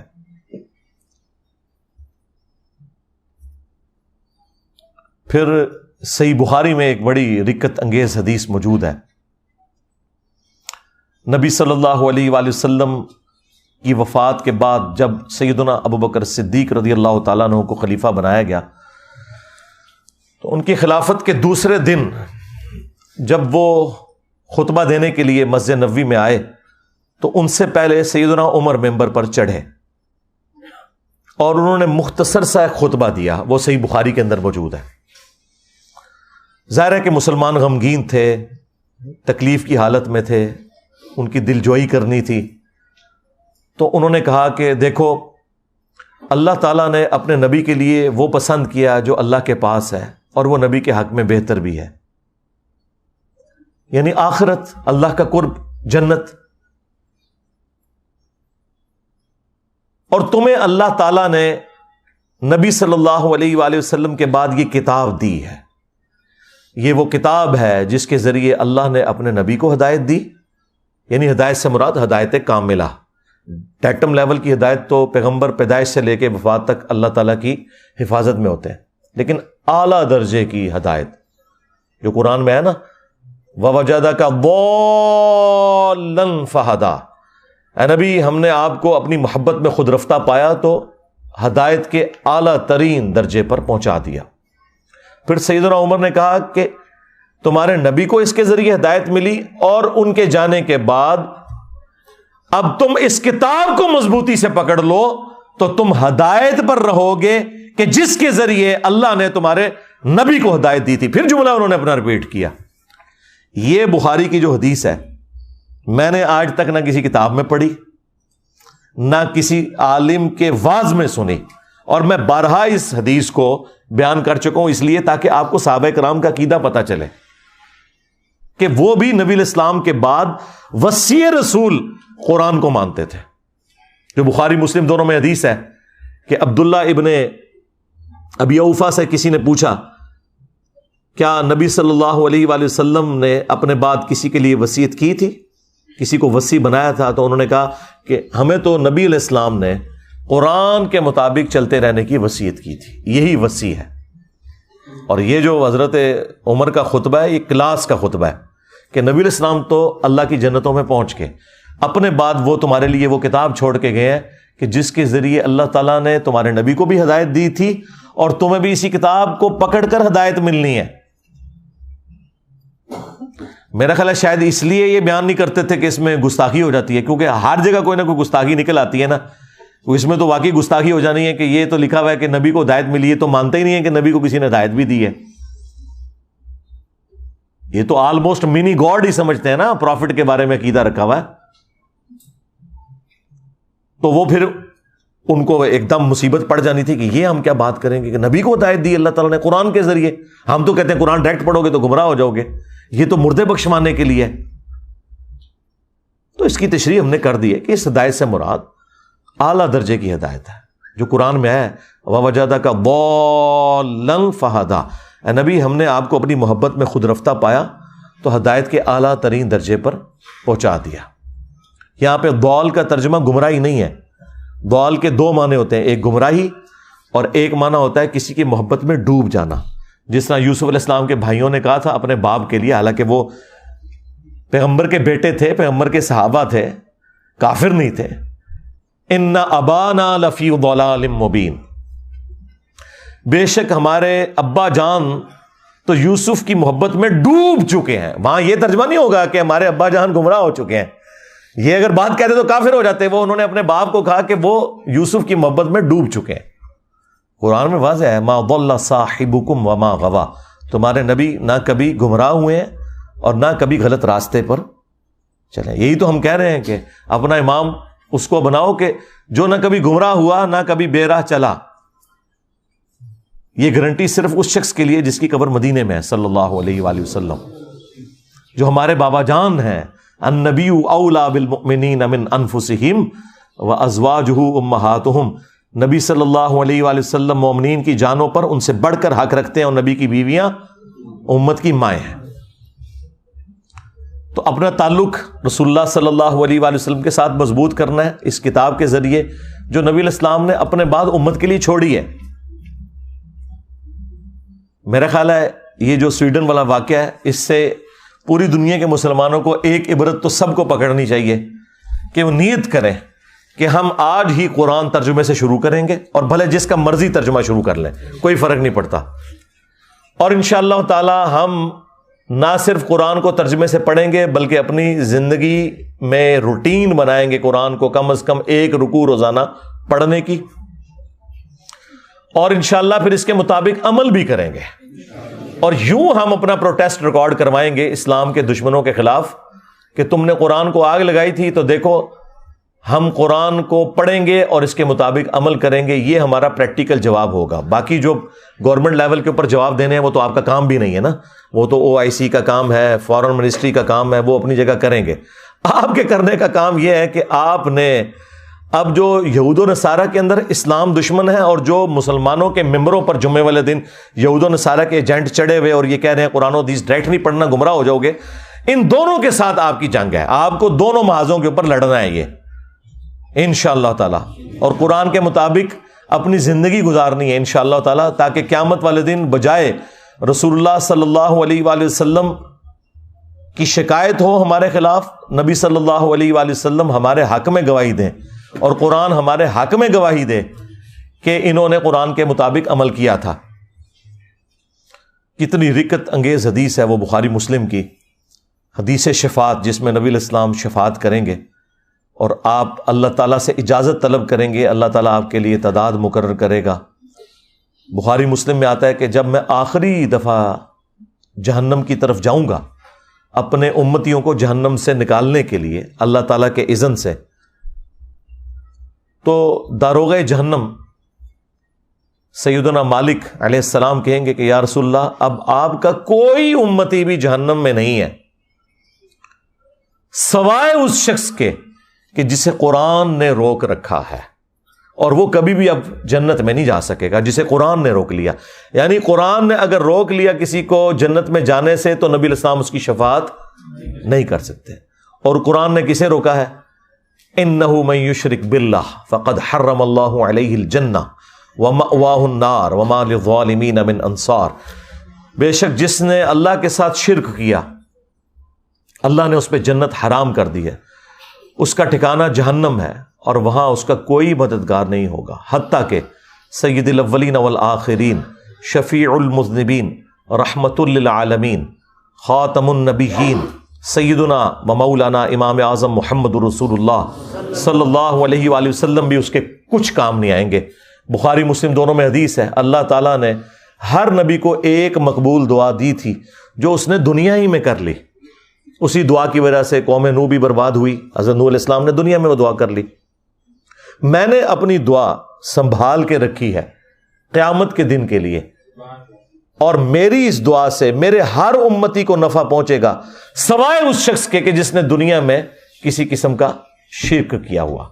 شرک is the most sensitive issue in the sight of Allah. ایک تو آپ کو بڑا شرک نظر آتا ہے نا، ایاک نعبد و ایاک نستعین کے حوالے سے، کہ کوئی شخص عبادت میں، سجدے میں، نظر نیاز میں، قربانی میں، دعا میں اللہ کے سوا کسی اور ہستی کو شریک کر دے۔ وہ اللہ کا پروٹوکول ہے کہ اللہ ہی سے مانگنا ہے۔ اور ایک وہ شرک جو آپ کی نظروں سے اوجھل ہے لیکن اللہ تعالیٰ نے اسے شرک ہی بیان کیا ہے، وَأَقِيمُوا الصَّلَاةَ وَلَا تَكُونُوا مِنَ الْمُشْرِكِينَ، دیکھنا نماز کو قائم کرنا اور مشرک نہ ہو جانا۔ یعنی مسلمان تو ایسا ہو ہی نہیں سکتا جو نماز چھوڑ دے۔ اس کی طرف کس کی توجہ ہے؟ کیا یہ قرآن کی گستاخی نہیں ہو رہی ہے کہ قرآن تو کہہ رہا ہے کہ نماز نہ پڑھنے والا مشرک ہے، اور بے نمازی جو ہے قرآن جلنے کے اوپر سیکھ پا ہوا ہے؟ تو نے تو پریکٹیکلی قرآن کو جلا دیا ہوا ہے، نمازیں چھوڑ کر، قرآن کی تعلیمات چھوڑ کر۔ پھر صحیح مسلم کی حدیث کہ بندے کے کفر اور ایمان، شرک اور اسلام کے درمیان فرق نماز ہے۔ پھر صحیح مسلم میں حدیث عبداللہ ابن مسعود کہتے ہیں کہ نبی علیہ السلام کے مبارک زمانے میں اگر کوئی شخص بیمار بھی ہوتا تھا نا اور دو بندوں کے سہارے وہ مسجد میں آ سکتا تھا تو وہ مسجد میں آگے نماز پڑھتا تھا، کہیں اسے منافق شمار نہ کر لیا جائے۔ اور صحابہ کرام کو کیا پتا تھا کہ پاکستان میں کروڑوں لوگ شناختی کارڈ میں مسلمان ہیں، نماز ایک بھی نہ پڑھ کر۔ یہ تو بڑا آسان اسلام ہے، لیکن اس اسلام نے آپ کو کوئی فائدہ نہیں دینا۔ جامعہ ترمذی میں حدیث ہے، نبی صلی اللہ علیہ وآلہ وسلم نے فرمایا کہ ہمارا اور منافقین کا عہد نماز کی بنیاد کے اوپر قائم ہے، جس نے نماز چھوڑ دی اس نے کفر کیا۔ اور جامعہ ترمذی میں حدیث ہے، عبداللہ بن شقیق تابعی کہتے ہیں کہ صحابہ کرام علیہم رضوان تارک الصلاۃ کے سوا کسی کی تکفیر نہیں کرتے تھے، یعنی وہ نماز چھوڑنے والے کو کافر سمجھتے تھے۔ اگر کوئی گناہ تھا جس کی بنیاد پہ صحابہ کرام لوگوں کو کافر سمجھتے تھے، وہ نماز چھوڑنے کا گناہ ہے۔ اب مجھے بتائیں صحابہ کرام کے نزدیک کیا پاکستانی قوم مسلمان ہے؟ تو اسی کہندے اسی اسلامی نظام تے نافذ کرنا ہے کدے ہوتے ہیں؟ پہلے مسلمان تے کر لو انہوں نے، پھر اقامت دین بھی ہو جائے گی، اسلامی نظام بھی ہو جائے گا۔ پھر سنن ابی داؤد میں حدیث ہے، نبی علیہ السلام نے فرمایا کہ قیامت کے دن سب سے پہلے سوال ہوگا نماز کے بارے میں۔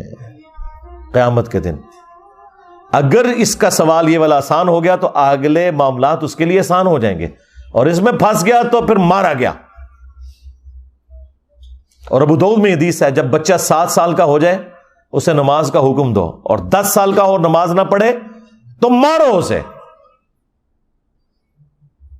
اور بچوں کے 10 سال کی عمر میں بسترے بھی الگ کر دو۔ پھر جو مسند احمد کے اندر حدیث ہے کہ نبی علیہ السلام نے فرمایا کہ نمازی کے لیے نماز قیامت کے دن روشن دلیل ہوگی، نور ہوگی، نجات کا ذریعہ ہوگی، اور جس نے نماز چھوڑ دی اس کے لیے نہ تو کوئی دلیل ہے قیامت کے دن اللہ کے حضور بچنے کی، نہ کوئی نجات والا معاملہ ہے، الٹا اس کا حشر قارون، فرعون اور حامان کے ساتھ ہوگا۔ یعنی ہوگا مسلمان لیکن کھڑا کس کے ساتھ ہوگا؟ فرعون کے ساتھ، وہ جو دنیا میں کہتا تھا کچھ بھی ہے تیرے محبوب کی امت سے ہیں وہ. ہاں. اور ابن ماجہ میں حدیث ہے، صحابی کہتے ہیں نبی الاسلام نے مجھے وصیت کی تھی کہ نماز نہ چھوڑنا، اگر تو نے نماز چھوڑ دی تو اللہ کا ذمہ پھر اٹھ گیا تجھ سے، پھر اللہ تعالیٰ نے کوئی گارنٹی نہیں تیری لی ہوئی. تو نماز اور قرآن یہ آج کے 2 تحفے ہیں میری طرف سے اس دکھی امت کے لیے جسے سویڈن میں قرآن کے جلنے کا غم ہے، لیکن وہ خود قرآن کو آگ لگائے ہوئے ہے، انٹلیکچوئل آگ. اور جن علماء کا وہ پیروکار ہے، جن بزرگوں کا وہ پیروکار ہے، وہ بھی قرآن کے دشمن. تو مرنے سے پہلے اے مسلمان کر لے اس پہ غور، کتابوں کا خدا اور ہے، بابوں کا خدا اور. اگرچہ بابے بھی اسی خدا کو مانتے تھے، وہ تو جیوز اور کرسچنز بھی اسی خدا کو مانتے ہیں، لیکن ان کوالٹیز کے ساتھ نہیں جو قرآن و سنت میں آئی ہیں، بلکہ ان کی اپنی تعلیمات ہیں. اور یقین کر جب یہ تو غور کر لے گا تو تیرے اندر سے آواز نکلے گی کیا کہ نہ میں بابی، نہ میں بابی، میں ہوں مسلم علمی کتابی. اور اگر یہ نعرہ ہر جگہ سے بلند ہو کہ نہ میں بابی، نہ میں بابی، میں ہوں مسلم علمی کتابی، تو آپ دنیا میں یہ چینج دیکھیں گے کہ انشاءاللہ تعالی فرقوں کی دکانیں بند. The damage has been done. صلو علی محمد وآل محمد، اللہم صلی علی محمد وعلی آل محمد واصحاب محمد وازواج محمد وامت محمد اجمعین الی یوم الدین، آمین. الحمدللہ رب العالمین والصلاة والسلام علی سید الانبیاء والمرسلین، اما بعد فاعوذ باللہ من الشیطان الرجیم، بسم اللہ الرحمن الرحیم. سویڈن کے اندر ایک شخص نے قرآن مجید کی شدید توہین اور بے حرمتی اور گستاخی کا ارتکاب کیا.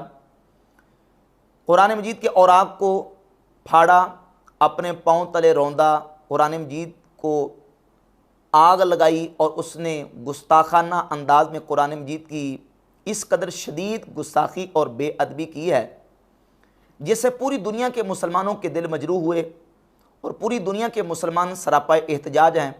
اپنے اپنے طور پر مسلمانوں نے اپنا احتجاج ریکارڈ کروایا، اور قرآن مجید فرقان حمید کے ساتھ اپنی محبت اور اپنے ایمانی تقاضوں کا مسلمانوں نے ثبوت فراہم کیا. قرآن مجید کی بے حرمتی کرنے والے لوگ اس طرح کے وہ چاہتے ہیں کہ مسلمانوں کے دلوں سے قرآن مجید کی محبت نکالنے کی کوشش کریں، لیکن جو کلمہ پڑھنے والا مومن مسلمان ہے اس کے لیے تو قرآن مجید کے ساتھ محبت رکھنا، اس کی حرمت کا لحاظ اور پاس رکھنا یہ عین ایمان ہے. قرآن مجید کی حرمت یہ ضروریات دین میں سے ہے، اور قرآن مجید کی بے حرمتی کرنے والا وہ ضروریات دین کا منکر ہے. نعوذ باللہ تعالیٰ اگر کلمہ پڑھ کے قرآن کی گستاخی اور بے ادبی کرتا ہے وہ تو دائرہ اسلام سے خارج ہو جائے گا، مرتد اور کافر ہو جائے گا. اور اسلامی قواعد و قوانین کی روح سے اس کی سزا وہی ہے جو ایک مرتد کی سزا ہے. ہمارے ملک پاکستان کے آئین کے مطابق اگر کوئی شخص قرآن مجید کی بے حرمتی کرتا ہے، گستاخی کرتا ہے، تو 295B کے مطابق اس کی سزا عمر قید ہے. قرآن مجید فرقان حمید کی بے حرمتی کرنے والے مسلمانوں کے دلوں سے قرآن مجید کی عظمت کو نکالنا چاہتے ہیں، لیکن پوری دنیا کے مسلمان اپنی محبت اور اپنی قرآن مجید کے ساتھ ایک جو والہانہ عقیدت ہے اس کا اظہار کر کے یہ بتانا چاہتے ہیں کہ قرآن مجید اللہ کا کلام ہے اور ہمارا ایمان ہے. کوئی مومن مسلمان قرآن مجید کی گستاخی اور بے حرمتی کو قطعاً گوارا اور برداشت نہیں کر سکتا. ایسے میں مسلمانوں پر لازم ہے کہ قرآن مجید کے بلکہ پوری دنیا کے انسانوں پر لازم ہے کہ وہ قرآن مجید کے حقوق کو ادا کریں. قرآن مجید کے انسانوں پر 5 حقوق ہیں. نمبر 1 سب سے پہلا حق یہ کہ قرآن مجید پر محکم اور مضبوط ایمان رکھا جائے کہ قرآن اللہ کا کلام ہے، اللہ کی کتاب ہے. اور نمبر 2 قرآن مجید کو پڑھا جائے. نمبر 3 قرآن مجید کو سمجھا جائے. اور نمبر 4 قرآن مجید کے احکامات پر عمل کیا جائے. اور نمبر 5 قرآن مجید کو پڑھ کے سمجھ کے آگے لوگوں تک پہنچایا جائے. یہ قرآن مجید کے حقوق ہیں، ہم سارے مسلمانوں پر لازم ہے کہ ہم قرآن مجید کے ان حقوق کو ادا کریں اور قرآن کا پیغام ساری دنیا میں پہنچانے کی کوشش کریں۔ پوری دنیا کے مسلمان سراپا احتجاج ہیں، مسلمانوں کا دل دکھا، لیکن ایک طرف مرزا جہلمی ہے۔ مرزا جہلمی نے اس موقع پر تقریباً 1 گھنٹے کا ایک بیان ریکارڈ کروایا، جس میں تقریباً موضوع تو سویڈن کے اندر ہونے والی گستاخی تھی، لیکن تقریباً وہ زیادہ تر اس کا حصہ مرزا جہلمی نے مسلمانوں کے خلاف اپنی زبانیں تان دراز کرنے کی کوشش کی، علماء کے خلاف، مفتیان کرام کے خلاف اور مسلمانوں کے خلاف، یہاں تک کہ یہ کہا کہ پوری دنیا کے اندر 99.99 مسلمان وہ ہیں جن کی قرآن کے ساتھ صرف جذباتی محبت ہے، علمی محبت نہیں ہے، اور اللہ تعالیٰ کو ایسی محبت نہیں چاہیے۔ تو میرا تو اپنا پوائنٹ آف ویو یہ ہے کہ مسلمانوں کی اکثریت 99.99% لوگ قرآن حکیم کے ساتھ صرف جذباتی محبت رکھتے ہیں، علمی محبت نہیں رکھتے۔ کیا اس کتاب قرآن کے ساتھ آپ کی محبت جذباتی محبت ہے، جو ایک ہندو کو بھی اپنی کتاب سے ہے، ایک کرسچن کو بھی اپنی کتاب سے ہے، ایک یہودی کو بھی اپنی کتاب سے ہے، ایک سکھ کو بھی اپنی کتاب سے ہے؟ تو وہ تو تمام ریلیجن کے ماننے والے لوگوں کو اپنی کتابوں کے ساتھ جذباتی محبت ہے، اس کے پیچھے کوئی علمی دلیل نہیں ہوتی سوائے اس کے کہ وہ ایسے خاندان میں پیدا ہوئے ہوتے ہیں کہ جن کا ریلیجن وہ ہوتا ہے۔ اگر تو یہ والی محبت ہے تو اس طرح کی محبت تو اللہ تعالیٰ کو نہیں چاہیے۔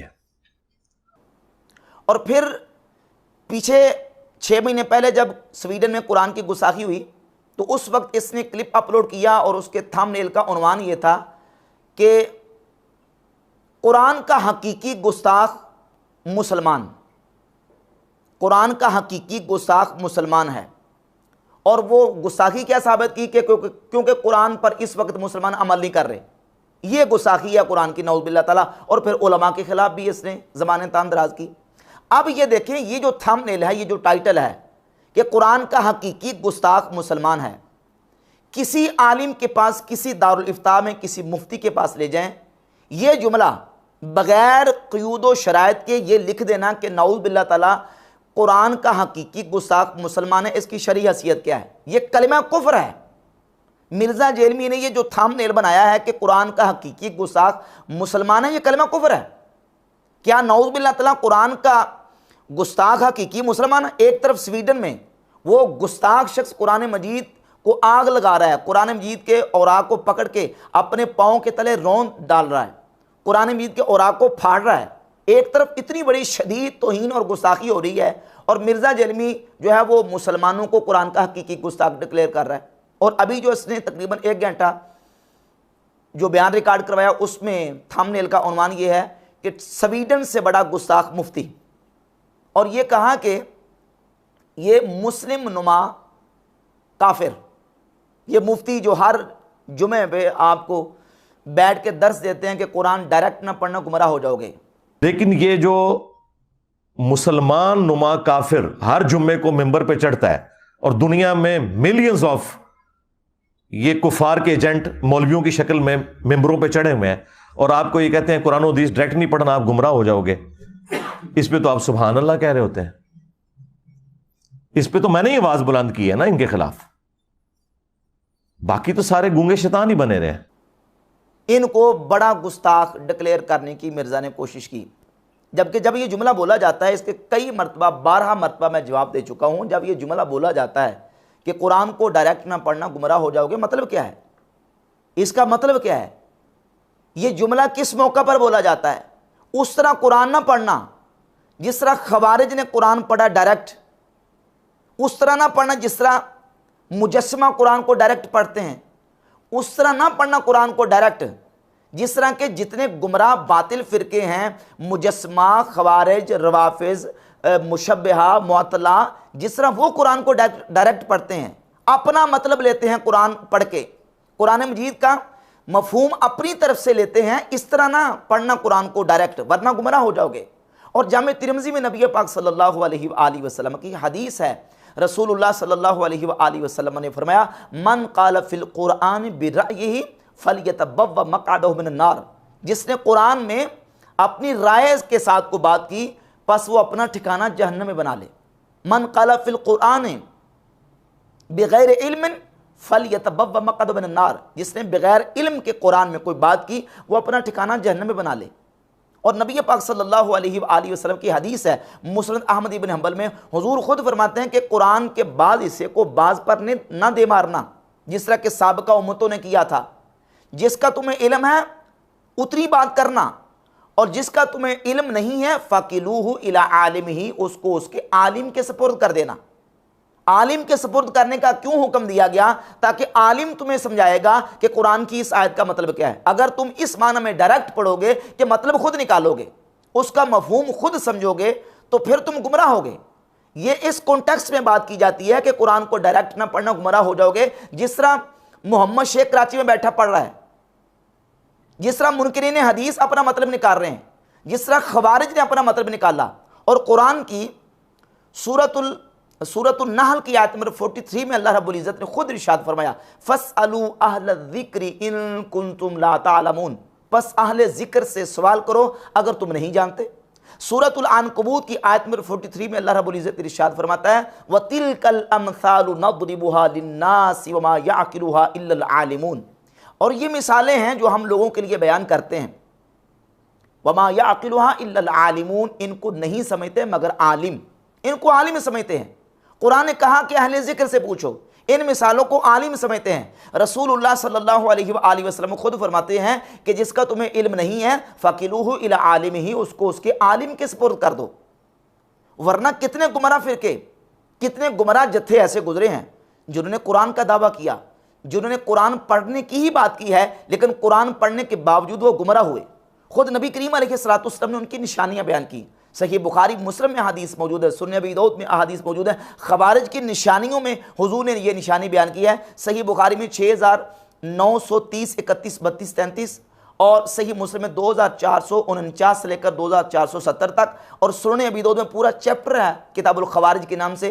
نبی پاک علیہ السلام نے خارجیوں کی علامات اور نشانیاں بیان کی ہیں کہ یقرؤون القرآن لا یجاوز حناجرہم، خوارج قرآن پڑھیں گے لیکن قرآن ان کے حلق سے نیچے نہیں جائے گا۔ یتلون کتاب اللہ رتبا لینا، وہ قرآن کو بڑا زبانیں موڑ موڑ کے پڑھیں گے، قرآن کی تلاوت کریں گے لیکن قرآن ان کے حلق سے نیچے نہیں جائے گا۔ سنن ابی داؤد میں الفاظ ہیں یدعون الی کتاب اللہ ولیس منہ فی شیء، وہ لوگوں کو کتاب اللہ قرآن کی طرف بلائیں گے لیکن ان کا قرآن کے ساتھ کوئی تعلق نہیں ہوگا۔ یہ نشانیاں ہیں ان گمراہ فرقوں کی جو قرآن پڑھنے کے باوجود گمراہ ہوئے۔ پڑھا قرآن ہی ہے لیکن قرآن پڑھ کے وہ ہدایت حاصل نہیں کر سکے۔ اب قرآن مجید کی سورۃ البقرہ میں 2 آیات ہیں۔ سورۃ البقرہ کی آیت نمبر 185 میں اللہ رب العزت فرماتا ہے کہ یہ قرآن ھدی للناس وبینات من الہدی والفرقان، اور بالکل سورۃ البقرہ کے آغاز میں اللہ رب العزت نے ارشاد فرمایا ھدی للمتقین۔ اب یہ 2 آیتیں ہیں، ایک آیت کہتی ہے ھدی للمتقین، یہ متقین کے لیے ہدایت ہے، اور دوسری آیت کہتی ہے ھدی للناس، یہ تمام انسانیت کے لیے ہدایت ہے۔ اب دونوں آیات میں تطبیق کیسے نکلے گی کہ متقین کے لیے ہدایت ہے یا ساری انسانیت کے لیے ہدایت ہے؟ دونوں آیات اپنی جگہ پہ ان کا مفہوم اور معنی واضح ہے، اور تطبیق یہ ہے کہ قرآن نازل تو ساری انسانیت کی ہدایت کے لیے ہوا ہے، لیکن اس سے ہدایت وہ حاصل کرتے ہیں جو متقین ہیں، جن کے دلوں میں کجی اور ٹیڑھ ہے، جو متشابہات کے پیچھے چلنے والے ہیں، اور جو اپنا باطل مطلب قرآن میں داخل کرنے والے ہیں، وہ قرآن پڑھنے کے باوجود ہدایت نہیں پاتے۔ وہ ہیں ڈائریکٹ پڑھنے والے جو قرآن کی تفسیر، قرآن کی منشا، قرآن کی مراد کو اپنی خواہشات کے مطابق ڈالنے کی کوشش کرتے ہیں، اور جو تفسیر نبی پاک علیہ السلام نے بیان کی، حضور کے صحابہ نے بیان کی، اور تابعین جو تفسیر لے کے چلے آ رہے ہیں، اس کو چھوڑ کے جو اپنی طرف سے قرآن کا مفہوم اور معنی نکالے گا، وہ قرآن پڑھنے کے باوجود بھی ہدایت حاصل نہیں کر سکے گا، گمراہ ہو جائے گا۔ ورنہ دنیا جہان میں جتنے گمراہ فرقے پیدا ہوئے، جتنے بھی گمراہ لوگ آئے ہیں، مجھے بتائیں کسی نے دعویٰ کیا کہ میں گرنتھ سے حوالہ پیش کر رہا ہوں، میں وید سے حوالہ پیش کر رہا ہوں؟ حضور نے تو خود نشانیاں بیان کی خوارج کی کہ وہ قرآن پڑھیں گے لیکن قرآن ان کے حلق سے نیچے نہیں جائے گا۔ اور جس وقت خوارج نے سیدنا مولا علی رضی اللہ تعالیٰ عنہ کو نعوذ باللہ قرآن کی آیات پڑھ کے کافر کہا، تو صحیح مسلم میں حدیث ہے، حضرت مولا علی فرماتے ہیں کلمۃ حق ارید بہا باطل، کلمہ حق کا ہے لیکن مراد ان کی باطل ہے، کلمہ حق کا ہے لیکن یہ مطلب غلط لے رہے ہیں۔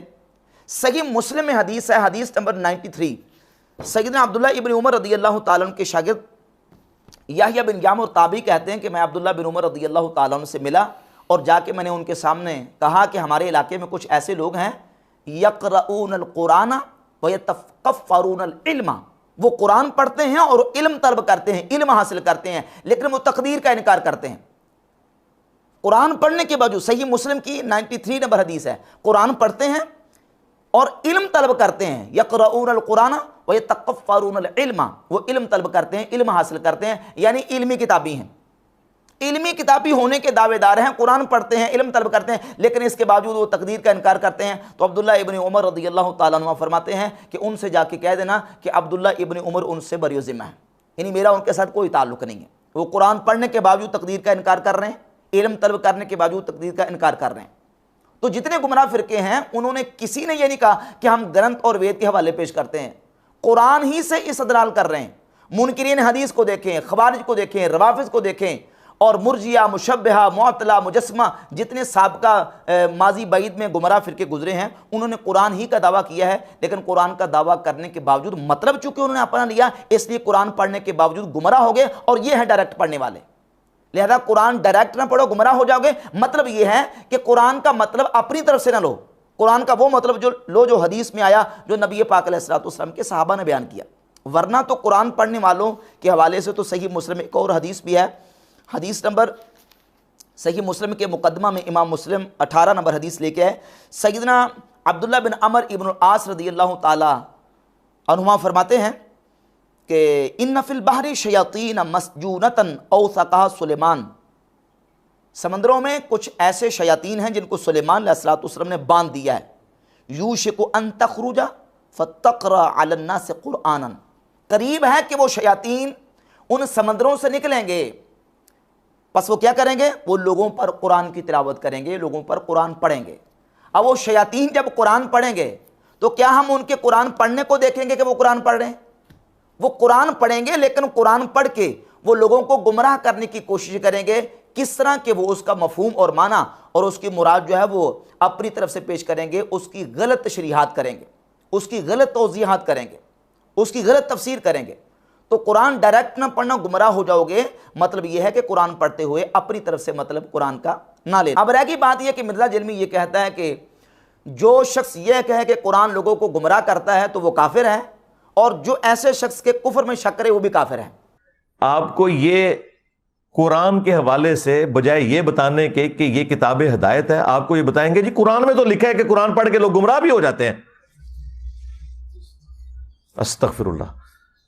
میری یہ بات یاد رکھیے گا، اگر کسی کا یہ عقیدہ ہے کہ قرآن لوگوں کو گمراہ کرتا ہے، ایسا شخص کافر ہے، اس کے کفر میں شک کرنے والا بھی کافر ہے۔ یعنی مرزا نے یہ فتویٰ لگا دیا کہ جو یہ کہے کہ قرآن پڑھ کے بندہ گمراہ ہو جاتا ہے، یا جو یہ کہے کہ قرآن لوگوں کو گمراہ کرتا ہے، وہ کافر ہے، اور ایسا کافر ہے کہ اس کے کافر ہونے میں شک کرنے والا بھی کافر ہے۔ یہ فتویٰ مرزا جیلمی کا۔ اور جب ہم قرآن مجید کی سورۃ البقرہ کی آیت پڑھتے ہیں کہ اللہ رب العزت فرماتا ہے یضل بہ کثیرا ویہدی بہ کثیرا، جو اللہ تعالیٰ مثالیں بیان فرماتا ہے، اس کا ذکر کر کے اللہ رب العزت فرماتا ہے کہ اللہ تعالیٰ اس کے ذریعے سے بہت سے لوگوں کو گمراہ کرتا ہے اور بہت سے لوگوں کو ہدایت دیتا ہے۔ وما یضل بہ الا الفاسقین، اور نہیں گمراہ کرتا مگر فاسقوں کو۔ مرزا جلمی اس کے جواب میں یہ کہتا ہے کہ اس سے مراد یہ ہے کہ جو نہ ماننے والے ہیں، نہ ماننے والوں کو قرآن گمراہ کرتا ہے، اور جو بات نہیں ماننا چاہتے، جو جان بوجھ کے ہٹ دھرمی پہ اترے ہوئے ہیں، تو وہ کہتے ہیں اللہ کو کیا ملتا ہے یہ مثالیں دے کے؟ اللہ تو اتنا بڑا ہے، یہ مکھی کی مچھر کی مثالیں کیوں دیتا ہے اللہ تعالیٰ؟ مکڑی کی مثال کیوں دیتا ہے؟ تو اللہ نے فرمایا ہے ٹونٹ کرتے ہوئے کہ دیکھو اگر تم نے بات ماننی ہوتی تمہیں پتا چل رہا سچی بات ہے، اب تم چونکہ ہٹ دھرمی پہ اترے ہوئے ہو تو پھر اللہ نے پھر اس سے تمہیں گمراہ کر دیا ہے، اس لیے کہ تم اس کو نہ مان کے گمراہ ہوئے ہو۔ قرآن کو مان کے جو چلے وہ گمراہ نہیں ہوتا، جو نہ مان کے چلے وہ گمراہ ہوتا ہے۔ وَمَا يُضِلُّ بِهِ إِلَّا الْفَاسِقِينَ، پھر اللہ نے فرمایا اس سے گمراہ تو نہیں ہوتے مگر جو فسق پہ اترے ہوئے ہیں بات نہ ماننے پر. ابھی تو تم نے یہ کہا ہے کہ جو بندہ یہ کہے کہ قرآن گمراہ کرتا ہے وہ کافر ہے، تو یہ تو تم خود مان گئے کہ نہ ماننے والوں کو گمراہ کرتا ہے. اس کا مطلب یہ ہے کہ قرآن کئیوں کو گمراہ کرتا ہے. وہ کون ہیں جن کو گمراہ کرتا ہے اور وہ کون لوگ ہیں جو گمراہ ہو جاتے ہیں قرآن پڑھنے کے باوجود؟ وَمَا يُضِلُّ بِهِ إِلَّا الْفَاسِقِينَ، اور نہیں گمراہ کرتا مگر فاسقوں کو. اب فاسقوں سے مراد کیا ہے؟ فاسقوں سے مراد کفار بھی ہیں. قرآن مجید کی دیگر آیات میں آپ کے سامنے رکھتا ہوں، ان آیات سے بالکل بات واضح ہوتی ہے کہ کافر جب قرآن کو پڑھتا ہے تو اس کا مرض بڑھتا ہے، اس کی بیماری بڑھتی ہے، اس کا خسارہ بڑھتا ہے. قرآن مجید کی سورۃ المائدہ کی آیت نمبر 68 میں اللہ رب العزت فرماتا ہے وَلَا يَزِيدَنَّ كَثِيرًا مِّنْهُمْ مَا أُنزِلَ إِلَيْكَ مِن رَّبِّكَ طُغْيَانًا وَكُفْرًا. اے حبیب، جو آپ پر نازل کیا گیا یہ قرآن، وَلَا يَزِيدَنَّ كَثِيرًا مِّنْهُمْ، ان میں سے بہت سارے لوگوں کو یہ قرآن بڑھا دیتا ہے. کس میں؟ طغیانا وکفرا، سرکشی اور کفر میں. وہ سرکشی اور کفر میں اور زیادہ بڑھ جاتے ہیں، یہ قرآن ان کو سرکشی اور کفر میں اور زیادہ بڑھا دیتا ہے. اور سورۃ الاسراء کی آیت نمبر 82 میں ارشاد فرمایا وَنُنَزِّلُ مِنَ الْقُرْآنِ مَا هُوَ شِفَاءٌ وَرَحْمَةٌ لِّلْمُؤْمِنِينَ. یہ قرآن جو ہم نازل کرتے ہیں یہ ایمان والوں کے لیے شفا اور رحمت ہے. وَلَا يَزِيدُ الظَّالِمِينَ إِلَّا خَسَارًا، اور یہ قرآن نہیں بڑھاتا ظالموں کو مگر خسارہ. یعنی ظالموں کو خسارے میں بڑھا دیتا ہے اور ایمان والوں کے لیے شفا اور رحمت ہے.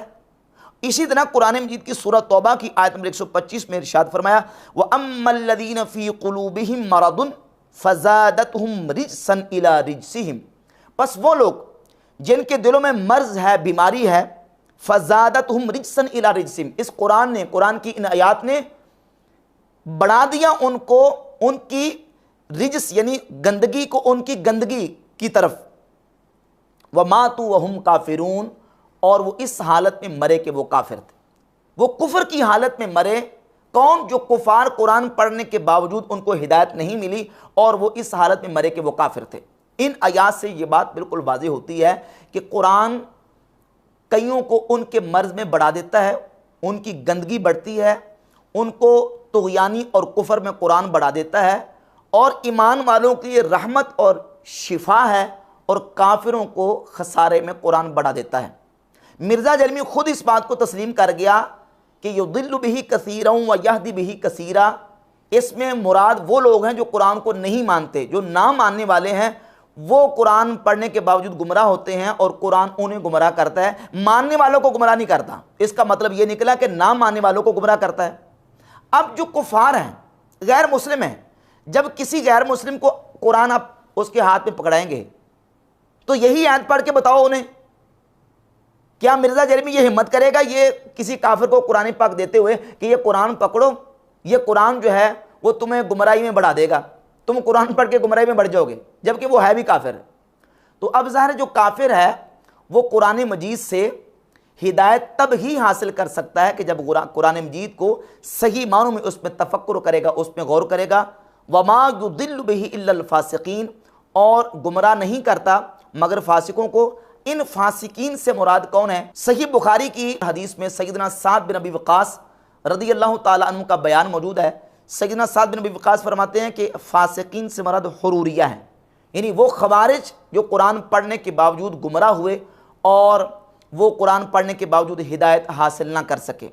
اب یہ بات بالکل ان دلائل سے واضح ہو جاتی ہے کہ جو لوگ قرآن مجید کو پڑھتے ہیں اور قرآن مجید کو پڑھنے میں اپنی من مرضی سے کام لیتے ہیں، اپنی خواہشات کی اتباع کرتے ہیں اور قرآن کی وہ تشریح کرتے ہیں جو ان کی من مانی ہوتی ہے، وہ قرآن پڑھنے کے باوجود گمراہ ہوتے ہیں، وہ ہدایت حاصل نہیں کر سکتے. قرآن مجید کی تفسیر قرآن مجید کی آیات کے ساتھ، نبی پاک علیہ الصلوۃ والسلام کی سنت کے ساتھ، جو صحابہ نے قرآن کی تفسیر اور تشریح کی ہے وہی اگر مراد لی جائے گی تو پڑھ کے بندہ ہدایت حاصل کرے گا. ورنہ اگر ڈائریکٹ ان معنوں میں قرآن پڑھے گا کہ اپنی طرف سے اس کا مطلب لے گا تو پھر قرآن پڑھنے کے باوجود ہدایت حاصل نہیں کر سکے گا.